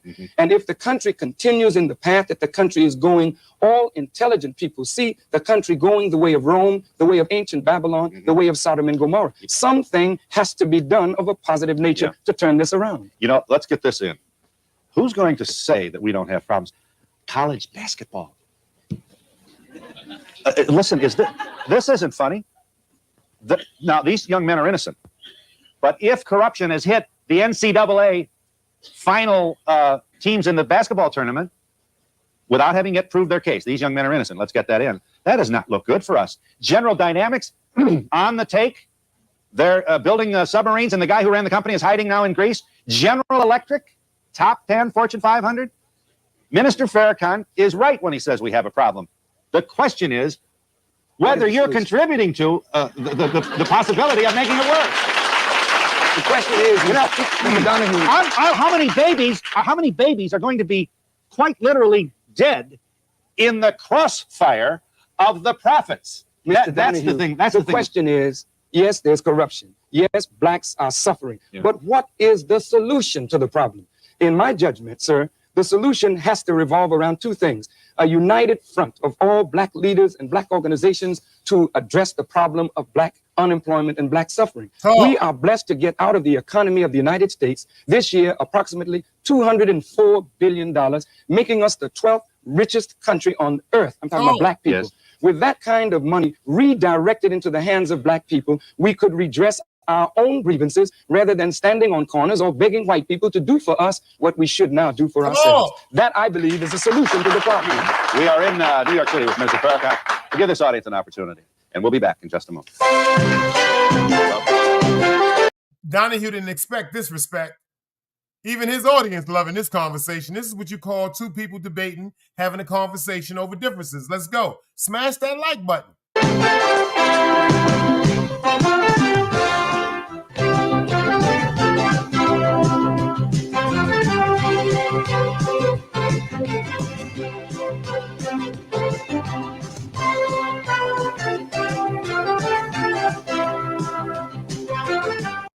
Hi, I'm glad you waited. Mr. Farrakhan on the line. Hello. Hello. I want to know why you, a bleeding heart liberal like you, is an open forum to an interest anti-Semite bigot like this man, who should be stifled and hung, not given a time on the air by somebody like you who's supposed to be a bleeding heart liberal. Yeah, me? Yes, you're supposed to be a bleeding heart liberal. You give an anti-Semite like that airtime, so that he can have a prayer podcast to speak from? Yeah. What will happen as a result of my inviting Mr. What will happen? You have infuriated a race of people. You have given an open forum to a bigot.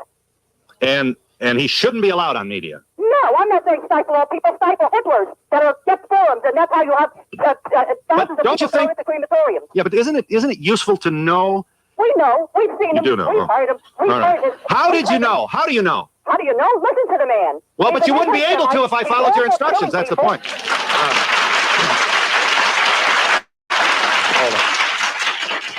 I don't feel Now you notice how Donahue might start getting to be, you know what I'm saying, overwhelmed with a little bit of the truth. That's a white radical woman that pulled, a Caucasian lady that pulled up a radical, fair YouTube usage. My disclaimer, fair use.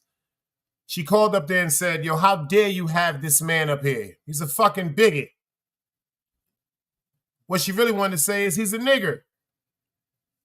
Donahue is listening to his responses and listening to his sincerity when he's explaining what people are doing when they're manipulating his words. He says, see, y'all just chopped up my words and wouldn't even let me speak on it. So y'all just plant a bomb, just like they do on YouTube, chop up certain words and run with it. Yo, I love this. We're going to get some work today. Let's go. Comfortable engaging this woman in a verbal joust because I appreciate her feeling.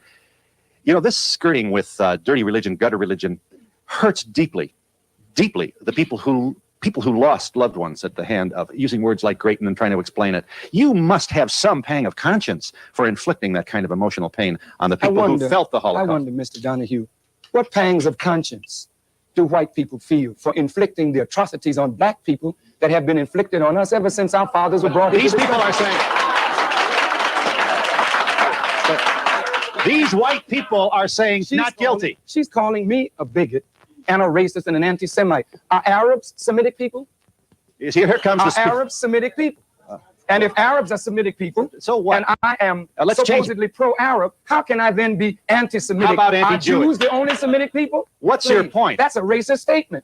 For me to be accused of being anti-Semitic, how do you feel about the accusation that you are anti-Jewish? I am not anti-Jewish. What would make me anti-Jewish? There are 800,000 Jews who do not agree that the state of Israel is the fulfillment of divine prophecy. And there are several... Are they anti-Semitic? And there are several 100,000 Muslims who do not believe you are in any way a spokesman for the Nation of Islam. But that's now fine. What? Now what? That's fine. Why isn't it fine? Are you saying that Jews will not be acceptable to you until they all march like wooden soldiers agreeing? I didn't say that. It sounds I did not say that. I said 800,000 Jews agree with my position. Are they anti-Semitic? All right. Okay. Hang on a moment. Yes, ma'am. I just have to say that maybe Hitler did some good things, but always one has to do, in your opinion, he may have been great. In my opinion, I'm not Jewish, but I have had the opportunity, and I say opportunity, to go to a concentration camp, and tears will just flow. I don't care what religion you are. It is so sad, the injustices that were done. I agree with you, miss. Okay. That human suffering is sad no matter who is suffering. We don't control NBC, ABC, and CBS, so our story, the story of the Black Holocaust, has never really been told. Roots did a fairly decent job of trying to tell our story. But if we told our story, like Jews have been able to tell their story, a brass monkey would shed tears over what blacks have suffered in this country. Mr. Farrakhan, if I understood you correctly, you said a Muslim is one who's committed to do the will of God. That's correct. And I am your sister, and the Jewish race are committed to do the will of God. You have to fight for us, and you have to fight for 97% of the population, and you're not. May I respectfully say to you, the Quran teaches us that all those that are Jews or Sabians who believe in Allah in the last day, they have their reward with their Lord. I cannot be against a Jew if that Jew believes in God and practices the principles of righteousness. That's what I believe in. So in that sense, you would be my sister in faith. But now, what about the Palestinians who have lost their homeland, who have lost their lives trying to defend a homeland that is theirs? Some Orthodox Jews say that a Zionist cannot be a Jew and a Jew cannot be a Zionist. So now, is Zionism the real problem and not Jews? And what is the problem? And some Palestinians support Yasser Arafat and some don't. What's the point? Does this mean, therefore, no piece of real estate should ever be granted to them? No piece of real estate should ever be granted or be claimed by Israel? The real estate that was to be granted to the suffering Jews was to be granted to them on the coming of the Messiah. Those persons that set up the state of Israel were not believers in God. Herzl didn't believe in God. Right. He's not a believer. Yeah. Okay. Ben Gurion didn't believe in God. So technically they're not Jews. Right. Okay. I just have to, there's no battle and no speech, but I'm sitting here and listening to this and I'm getting very upset. You are obviously a very erudite, intelligent, learned man, and you're using that to twist facts. What bothers me is not the Jews and the Catholics or anything. What bothers me is your lack of, you are in a position of power and you're using it in a negative way instead of a positive way. Your lack of responsibility bothers me. You know,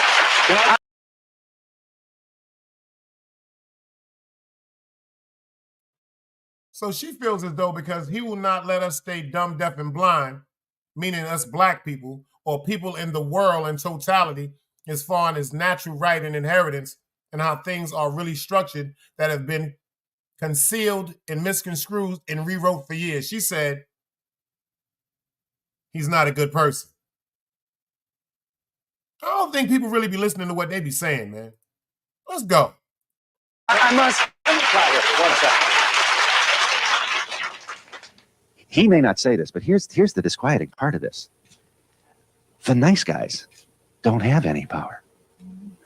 And he has more and more people showing up at more and more rallies saying, I've had it. I've had it. I marched, I sang, we shall overcome, I did all that stuff, and look where I am. Why are they showing up like this? It is because those in positions of power that were white have misused their trust and their responsibility. I am not misusing power. I'm not advocating that blacks riot. I'm not advocating that they stick up. I'm not advocating that they kill white people. I'm not advocating that they break the law. I'm advocating that we unite and pool our resources to change the conditions under which we live. What is so improper about that responsible use of power? Okay, what's improper is the fact that you're not saying directly, you didn't say you were going to kill Coleman directly, but by using inflammatory words, you are creating an image. That's the point. I think you have a responsibility. The television created the image. Mr. Farrakhan, I've heard an awful lot about this power movement. Would you explain what that means in detail so that the and just a little detail. It's an hour. Well, POWER is an acronym that stands for People Organized and Working for Economic Rebirth. We do not believe, sir, that black people should continue to depend on whites. How many people even knew POWER was an acronym? Like LOL, laugh out loud. How many people knew that power, the word power, was actually an acronym? He just broke it down for you. I'm not advocating that they break the law. I'm advocating that we unite and pool our resources to change the conditions under which we live. What is so improper about that responsible use of power? Okay, what's improper is the fact that you're not saying directly, you didn't say you were going to kill Coleman directly, but by using inflammatory words, you are creating an image. That's the point. I think you have a responsibility. The television created the image. Mr. Farrakhan, I've heard an awful lot about this power movement. Would you explain what that means in detail so that the and just a little detail. It's an hour. Well, POWER is an acronym that stands for People Organized and Working for Economic Rebirth. We do not believe, sir, that black people should continue to depend on whites to do for us what we should be doing for ourselves. We believe that a lot of the responsibility must rest firmly on our own shoulders. We should turn that production power back into our own hands, build our own schools, our own factories, employ our own people. This would make us stronger black people. It would make us stronger America if blacks were allowed to do so. Here's the caller there. Hi. Yes, I am. I don't have a lot of time. Go ahead. Phil? Yes, ma'am. I would just like to make a statement in reference to your guest today. He is the most hypocritical call of himself a minister, sitting up there with his bodyguards. Is he so godly and holy? Why did he need bodyguards? Also, he was the downfall of Reverend Jesse Jackson with his big mouth. Well, the bug part is they got upset with Farrakhan for exposing Jesse Jackson for a bunch of the shit that he was concealing. Ironically, he was the one that dug into the investigation when Jesse Jackson made up that bullshit about the Tawana Brawley case that was all a lie, but it was something that he orchestrated with her to make it seem like the police department had tried to cover up a raping that was done to a teenage girl. But they ain't like that, huh? Let's go. I thank you for your call, ma'am. The Pope has bodyguards, and he is His Holiness. So if the Pope can have his, and the president can have his, and the mayor can have his, in a society like this, when people disagree with your position, they will take your life. I think it's an act of wisdom on my part to watch while others pray. Now, as far as Reverend Jackson is concerned, most whites didn't agree that he didn't have a chance in the beginning. So I could not have been a downfall to a man that you never gave a chance to become a black president of the United States. So my words were used to hurt Reverend Jackson because this country was not ready to see a true rainbow coalition of black, brown, red, yellow, and white people who are interested in changing the political landscape of this country. And I would welcome that. Yes, I would. You would welcome what? I'm sorry. You would? You would like to see a I would rainbow. like to see a rainbow coalition, and I would like to see Mr. Farrakhan's bodyguards in it, and I would like to see these Jewish ladies in it, and I would like to see it really happen. But I don't think it's going to happen with the rhetoric that you're using. I don't think it's not productive. And what would you say to the people who say it's not happening when we, with the people who don't?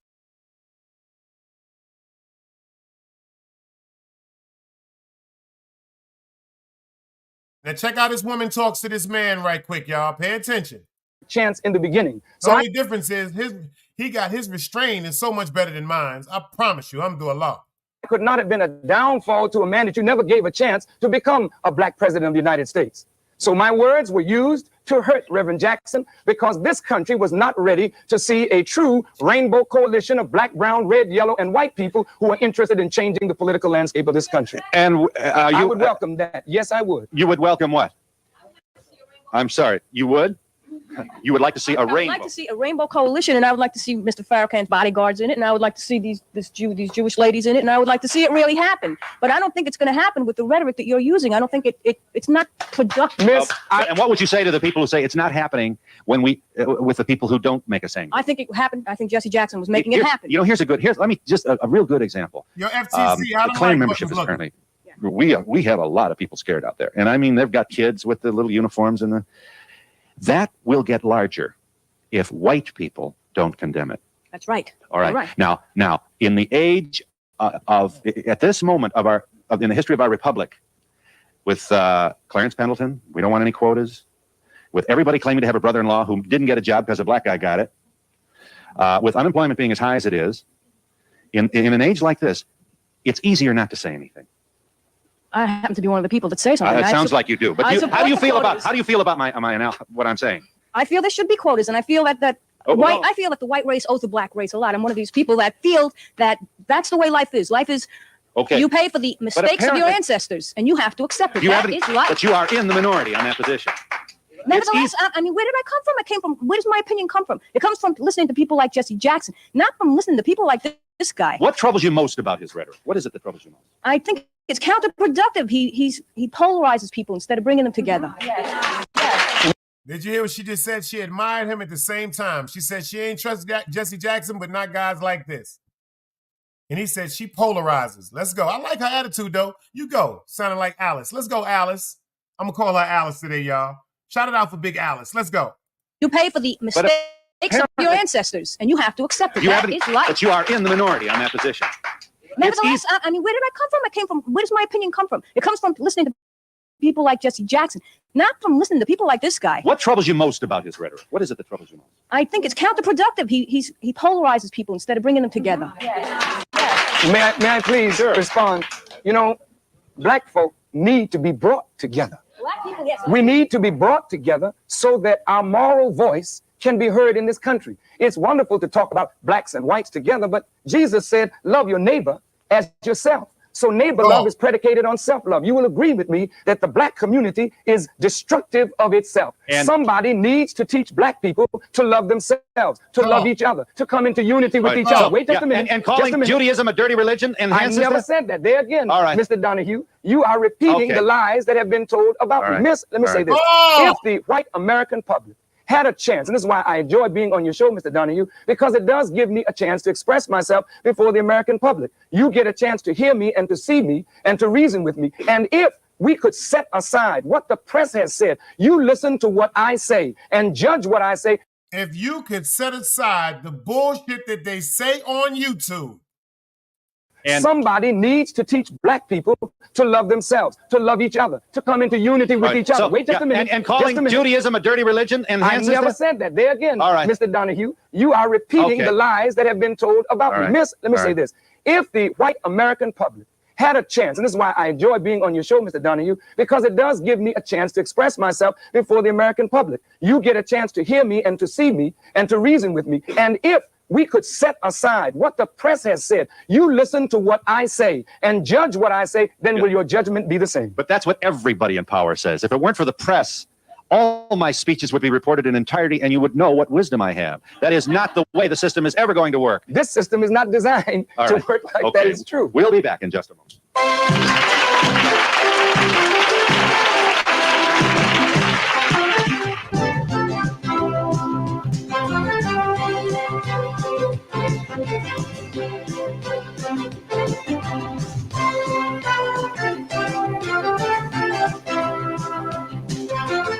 Hi, I'm glad you waited. Go ahead. Mr. Donahue, at the onset of the show, you inflamed your white audience by describing the men accompanying Reverend Farrakhan as intimidating. They appear to be gentlemanly to me. But anytime a black man speaks out against injustices perpetrated against us by white people, there's something wrong with him. And you've helped to contribute to that attitude by suggesting that these men who are with Reverend Farrakhan are somehow intimidating and fierce-looking. You know? Well, they are intimidating. They're not. You don't think he's intimidating? No, I do not think they're intimidating. Are the Secret Service intimidating? Yeah, that's a good point. Are the Secret Service intimidating? Are the police intimidating? All right. Well, what kind of society do we live in then? Don't miss her point, though. She's saying, so she feels this is a white media attempt to what? Trivialize the guest? Not only that, if any time a black man speaks out against the injustices perpetrated against us by whites, there's somehow the meaning that they're somehow diminished. What the purpose is diminished by suggesting that these men are they're fearful. No. I understand your point. I think your point should be considered. I truly do. Minister Farrakhan, thank you for your support. You will not be upset with this bleeding heart white liberal if I call your attention to the fact. Louis Farrakhan is, as I said, drawing larger and larger crowds. And boy, I'll tell you this, you're getting right up there with all those TV evangelists. You got stuff to sell now. And that's legal here in America. But how do we know you're not a Billy Sunday? And not to mention... we've had an awful lot of terrible things happen in the name of the Lord down through the years, the most recent of which might be entitled the Jim Jones escapade.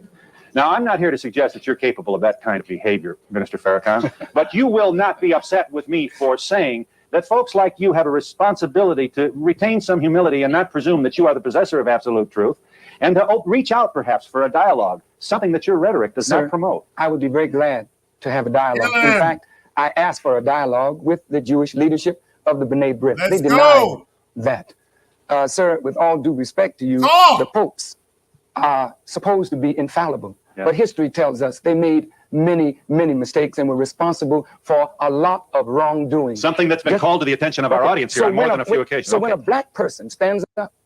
To the people that's wondering why I chose this, because it's Sunday and it's a day to sit down and relax. I didn't want to go and pull up one of his shows from his mosque or one of his preachings, because they could say that I was using something that they say he's preaching to try to hypnotize people, like so many have said about the minister.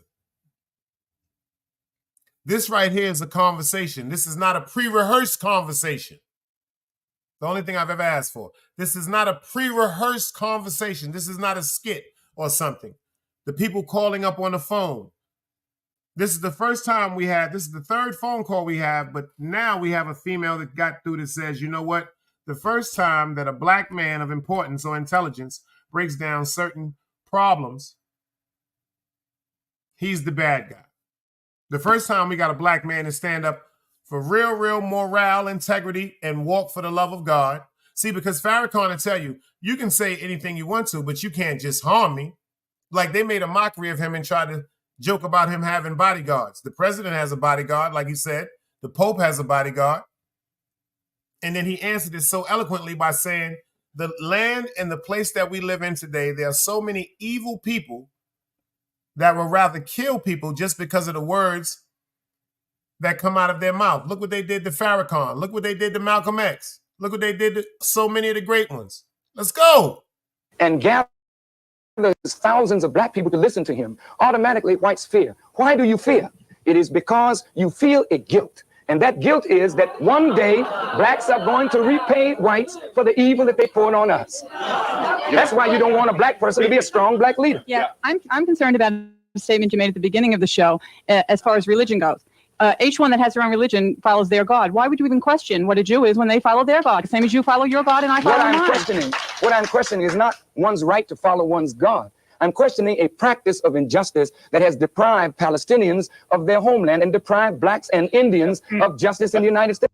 All the people that deprive us claim to be religious. But you don't promote. Incidentally, you're not alone, as you must know, in your feeling about that agony.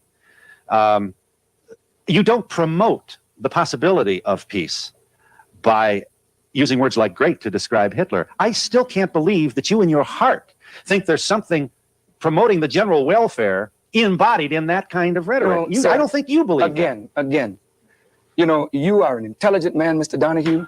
You know the dictionary.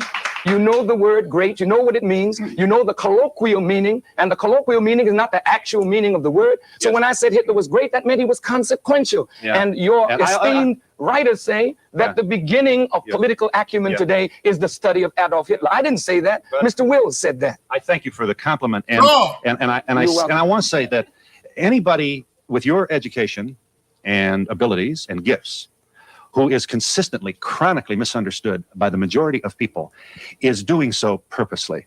You are either selling tickets to your next rally or you are purposely trying to enrage those against whom you feel you have these... Mr. Donahue, with all due respect, I think that's a rather mischief-making statement in that you accuse the victim of the crime.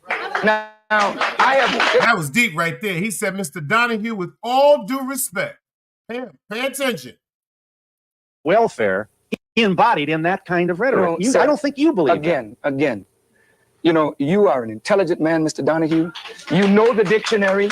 You know the word great. You know what it means. You know the colloquial meaning. And the colloquial meaning is not the actual meaning of the word. So when I said Hitler was great, that meant he was consequential. And your esteemed writers say that the beginning of political acumen today is the study of Adolf Hitler. I didn't say that. Mr. Wills said that. I thank you for the compliment. And I want to say that anybody with your education and abilities and gifts who is consistently, chronically misunderstood by the majority of people is doing so purposely. You are either selling tickets to your next rally or you are purposely trying to enrage those against whom you feel you have these... Mr. Donahue, with all due respect, I think that's a rather mischief-making statement in that you accuse the victim of the crime. Now, I have, just a minute. If the press gave an accurate distillation of my words to the American people, I would have nothing to say. But the press misrepresented what I said, and you continue to do the same thing. I mean, he asked a question. He said, Jesus said, love one another as I have loved you. And in another breath, he says, terrorism is in the eyes of the beholder. I want to know what your idea of terrorism is. Well, first, let me say this, that, you know, it's easy to talk about love. But what is love? If you don't give freedom, justice, and equality, you cannot love. If black people are in America and we've given our sweat and our blood to maintain and build this country and to defend it, and we have not yet acquired real freedom, real justice, real equality, then the hypocrites who continue to say, what is love or you should love, have not loved themselves. Over here. Now, the program of black people using their resources to rebuild themselves, how can one know more about that and get more involved with that? That's a positive thought. I think they should buy the cassettes, the albums. They should. That's all right. They should call an 800 number. Now you see how they're making a mockery out of the people that, especially the black people that are really, really trying to inquire how to embetter themselves and empower themselves. The first man that was in the back that was black, you notice ironically, he was like, could you talk to me more about this self-improvement? They said, well, don't take too long. This man right here, quote unquote, say, yo, seriously, like, yo, what you're saying right now is very interesting. And could you tell me how I could learn more about this? You notice how Donahue comes in with the punchline, like they all had it lined up. He said, well, you can get it and you can pay it here. And people start laughing with the applause. This is not nothing to laugh about. This is real right here, y'all. This is content, man. Smash that like button. Let me get them 10 likes, man. I ain't talking about nothing but everything that should be talked about. Can you dig it? Don DeMarco. 1-843 and power, and they'll find out all about how we can pool our resources to change the conditions. What's the number again? 1-843 power. All right. I hope that you all would call it. Yeah. I was not an ardent supporter of Minister Farrakhan, but in light of the Reagan administration and everything that's been going on... Pay attention to what she said. She said originally, because of what they were saying about him on television, she wasn't for him. But hearing him speak with his own words, let's go, man. Just a minute. If the press gave an accurate distillation of my words to the American people, I would have nothing to say. But the press misrepresented what I said, and you continue to do the same thing. I mean, he asked a question. He said, Jesus said, love one another as I have loved you. And in another breath, he says, terrorism is in the eyes of the beholder. I want to know what your idea of terrorism is. Well, first, let me say this, that, you know, it's easy to talk about love. But what is love? If you don't give freedom, justice, and equality, you cannot love. If black people are in America and we've given our sweat and our blood to maintain and build this country and to defend it, and we have not yet acquired real freedom, real justice, real equality, then the hypocrites who continue to say what is love or you should love have not loved themselves. Now, the program of black people using their resources to rebuild themselves, how can one know more about that and get more involved with that? That's a I think they should buy the cassettes, the albums. They should. That's all right. They should call an 800 number 1-800-43 and power, and they'll find out all about how we can pool our resources to change the conditions. What's the number again? 1-800-43 power. All right. I would hope that you all would call it. Yeah. I was not an ardent supporter of Minister Farrakhan, but in light of the Reagan administration and everything that's been going on in the past 4 or 5 years, to me, Minister Farrakhan has become the castor oil I think this racist America needs in order to begin to clean us out. Because the problem is, the reason that so much opposition is to what Minister Farrakhan says is because it hits to the core. And now this right here is a woman. I don't know if people understand her poise, her delivery, her respect, her intelligence. And she said, yo, I ain't fuck with that nigga at first, but now that I'm thinking about it, this is what we need to be cleansed. Would call it. Yeah. I was not an ardent supporter of Minister Farrakhan, but in light of the Reagan administration and everything that's been going on in the past 4 or 5 years, to me, Minister Farrakhan has become the castor oil I think this racist America needs in order to begin to clean us out. Because the problem is, the reason that so much opposition is to what Minister Farrakhan says is because it hits to the core, and he's throwing out some statements that hurt, and people are feeling guilty about him. And what happens? Doesn't it trouble you that he uses other people's oppression? He manipulates it, and through confused rhetoric seems to almost forgive it, when in fact you and I know, and so does.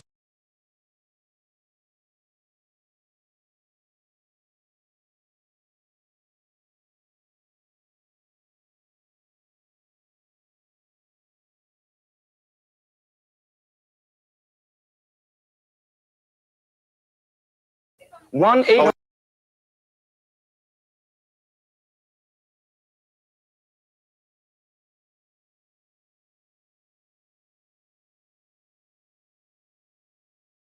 $143 power. All right. I would hope that you all would call it. Yeah.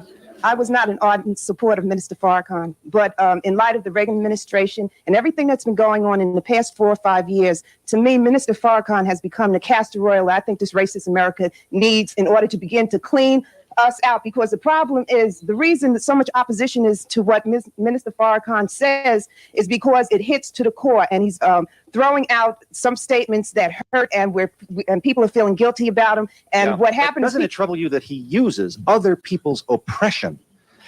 He manipulates it, and through confused rhetoric seems to almost forgive it, when in fact you and I know, and so does he, that those people who were victimized, for example, in the Holocaust. Check out homie right there with the shirt, with the yellow shirt.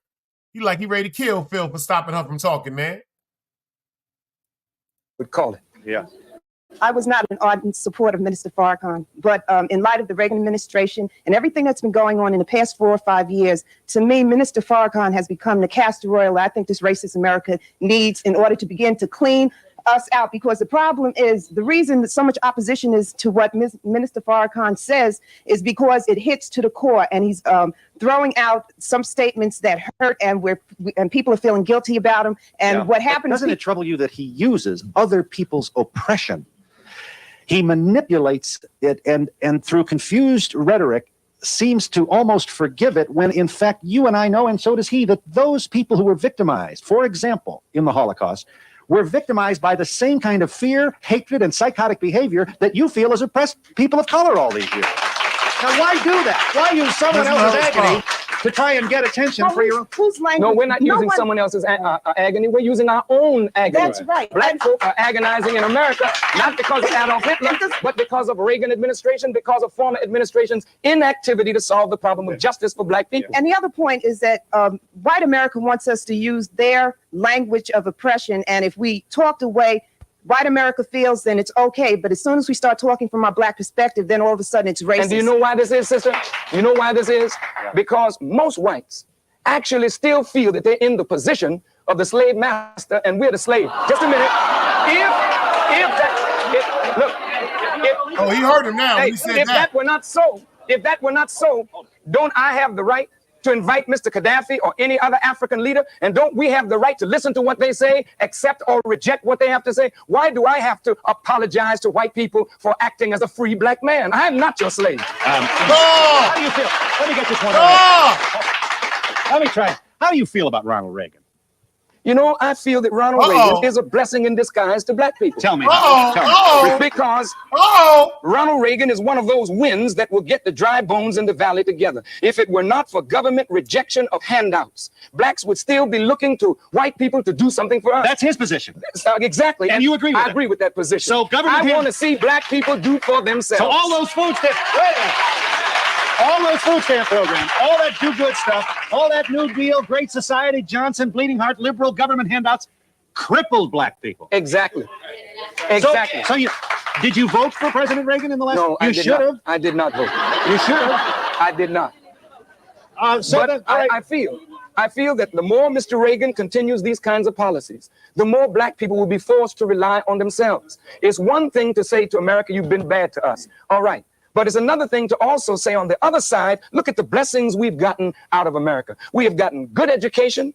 We have $204 billion purchasing power, which we squander away in riotous living. We need to pull together all black leaders around the serious question of getting black folk to use the resources that we have gained in America to better ourselves. And if we did that, Mr. Donahue, the racist attitude of whites in the country would diminish because they would see black people for the first time in a self-respecting position. And we'll be back in just a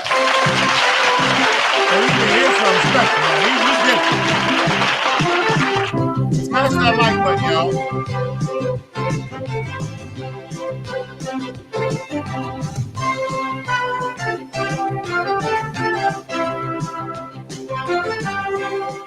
Yes, ma'am. Mr. Farrakhan, what are the international implications of power?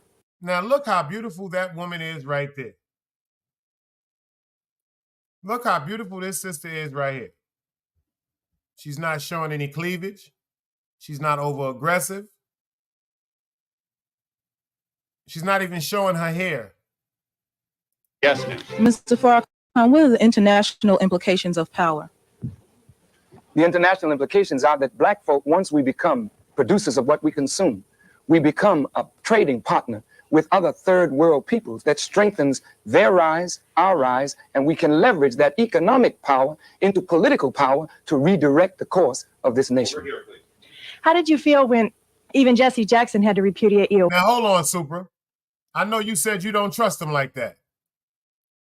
But what about this sister right here? Could you trust this type of sister right here? Just from her demeanor and everything right now, from her question, would you give her a shot? Yes, ma'am. Mr. Farrakhan, what are the international implications of power? The international implications are that black folk, once we become producers of what we consume, we become a trading partner with other third world peoples that strengthens their rise, our rise, and we can leverage that economic power into political power to redirect the course of this nation. How did you feel when even Jesse Jackson had to repudiate you? I felt that Reverend Jackson is my brother. He had to do that. He was forced to do that. Up to this point, we still have a very warm, brotherly, and friendly relationship. I just wanted to say I'd never seen either of you before, and I haven't been able to disagree with anything that the guest has said today. I just have a question. I'd like to know why everything is black and white. Why can't everybody work together to do this? You just want the blacks here and the whites here and everybody at each other. No, that seems to be your position through the whole show. I appreciate your spirit. And that is that you want black and white to work together. Unfortunately, he said, I appreciate your spirit. Because you do want at least black and white people to come together, pull together, like he's been saying the whole show. She must not have heard him use the word pull together. Good God Almighty. Let's go. The society has created a problem that we believe black people have to unite to solve our own problem. Then we can work together with whites to solve other problems. That's a fact. I want to know how come there's all this fighting and everything, all in the name of God.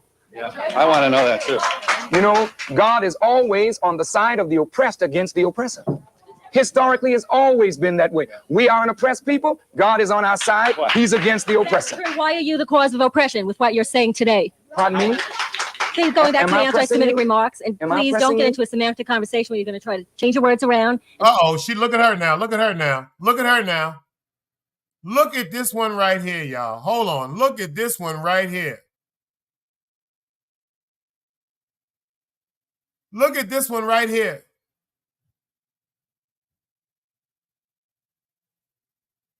Look at this one right here.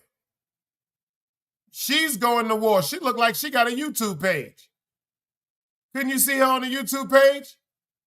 Don't come to me with the minute. Shut the. Tell us that what you said wasn't what you meant. Miss, I don't care for a lot of the things this man has said, but he has made a statement that makes sense to me. Start your own school. Uh-oh, you heard what she said?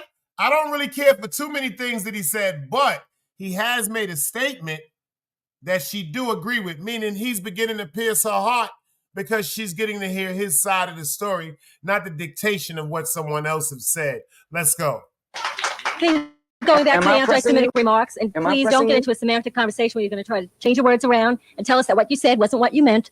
Miss, I don't care for a lot of the things this man has said, but he has made a statement that makes sense to me. Start your own schools, start your own factories, and leave us alone. Fight your own way out of oppression. I like that. Are you applauding that? you know what? I must say, You'll pardon the white liberals back, but hang on just a second. Okay. Once we've already got this. If we don't learn. If you're going to have black here and white here, sooner or later somebody's going to go to the wrong convenience store. Somebody's going to have consumed a six-pack. Somewhere during the night, the word nigger will be heard, then the word honky, and there goes the whole neighborhood. That's the whole point of the effort that we are, however imperfectly. I'm very sorry, Mr. Donahue, to disagree. I don't think that's what this lady wanted at all. Blacks are already living separately, but we don't profit from our separateness. We should build up our own community. Yeah. We should do all of these things, and then your people will have more respect for black people because black people will be showing a measure of self-respect. All right. I am tired of having to take the guilt for what my ancestors did with the slaves 200 years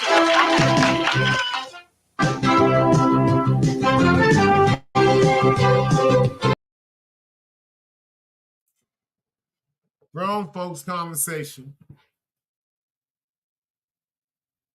I appreciate y'all for pulling up. I didn't even know we was going to go over the 2-hour mark with that. But I always get a lesson from a blessing. You see how back in the days, that was 1985, where they used his words against him because when he said certain words, they clipped the words that he said. They didn't even include the whole paragraph, what enraged the words. And then at the same time, they determined what he was speaking about from their analogy without even having a conversation with them about it, like they do on YouTube. They will take your words, cut them up, try to use them against you, but you can't use words against somebody without the conversation of why the words were even used. But you know what? We're going to get back into the content. This is day number 2 of what? The methods to creating a habit. Day number 3 is tomorrow. I might go live tonight. I might not. I know I'm going to get some food from my aunt house. That part I do know. But I appreciate y'all for pulling up. I really, really do appreciate y'all for pulling up. And all the people that really want to get into the content and told me to stay on my grind with the content, I appreciate that. We're going to do that still with a bunch of informative stuff and some great humor. But never take my name to be nothing to be played with. But you know, y'all already know the slogan to everybody that's in here. Another day alive, another day free. Y'all can go ahead and get the rest of it and get the hell away from me. Another day alive, another day free. Why would I wake up trying to be somebody other than me?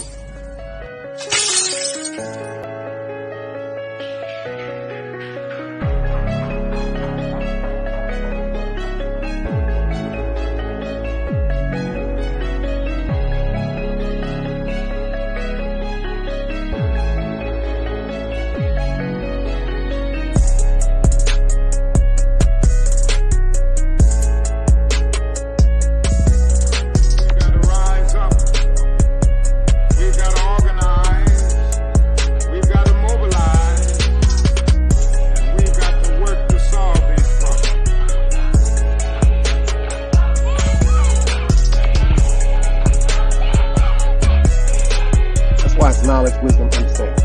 Man, woman, and children. Sun, moon, and stars. Everything that exists has to coexist within. Like I said, another day alive, another day free. Why would I wake up trying to be somebody other than me?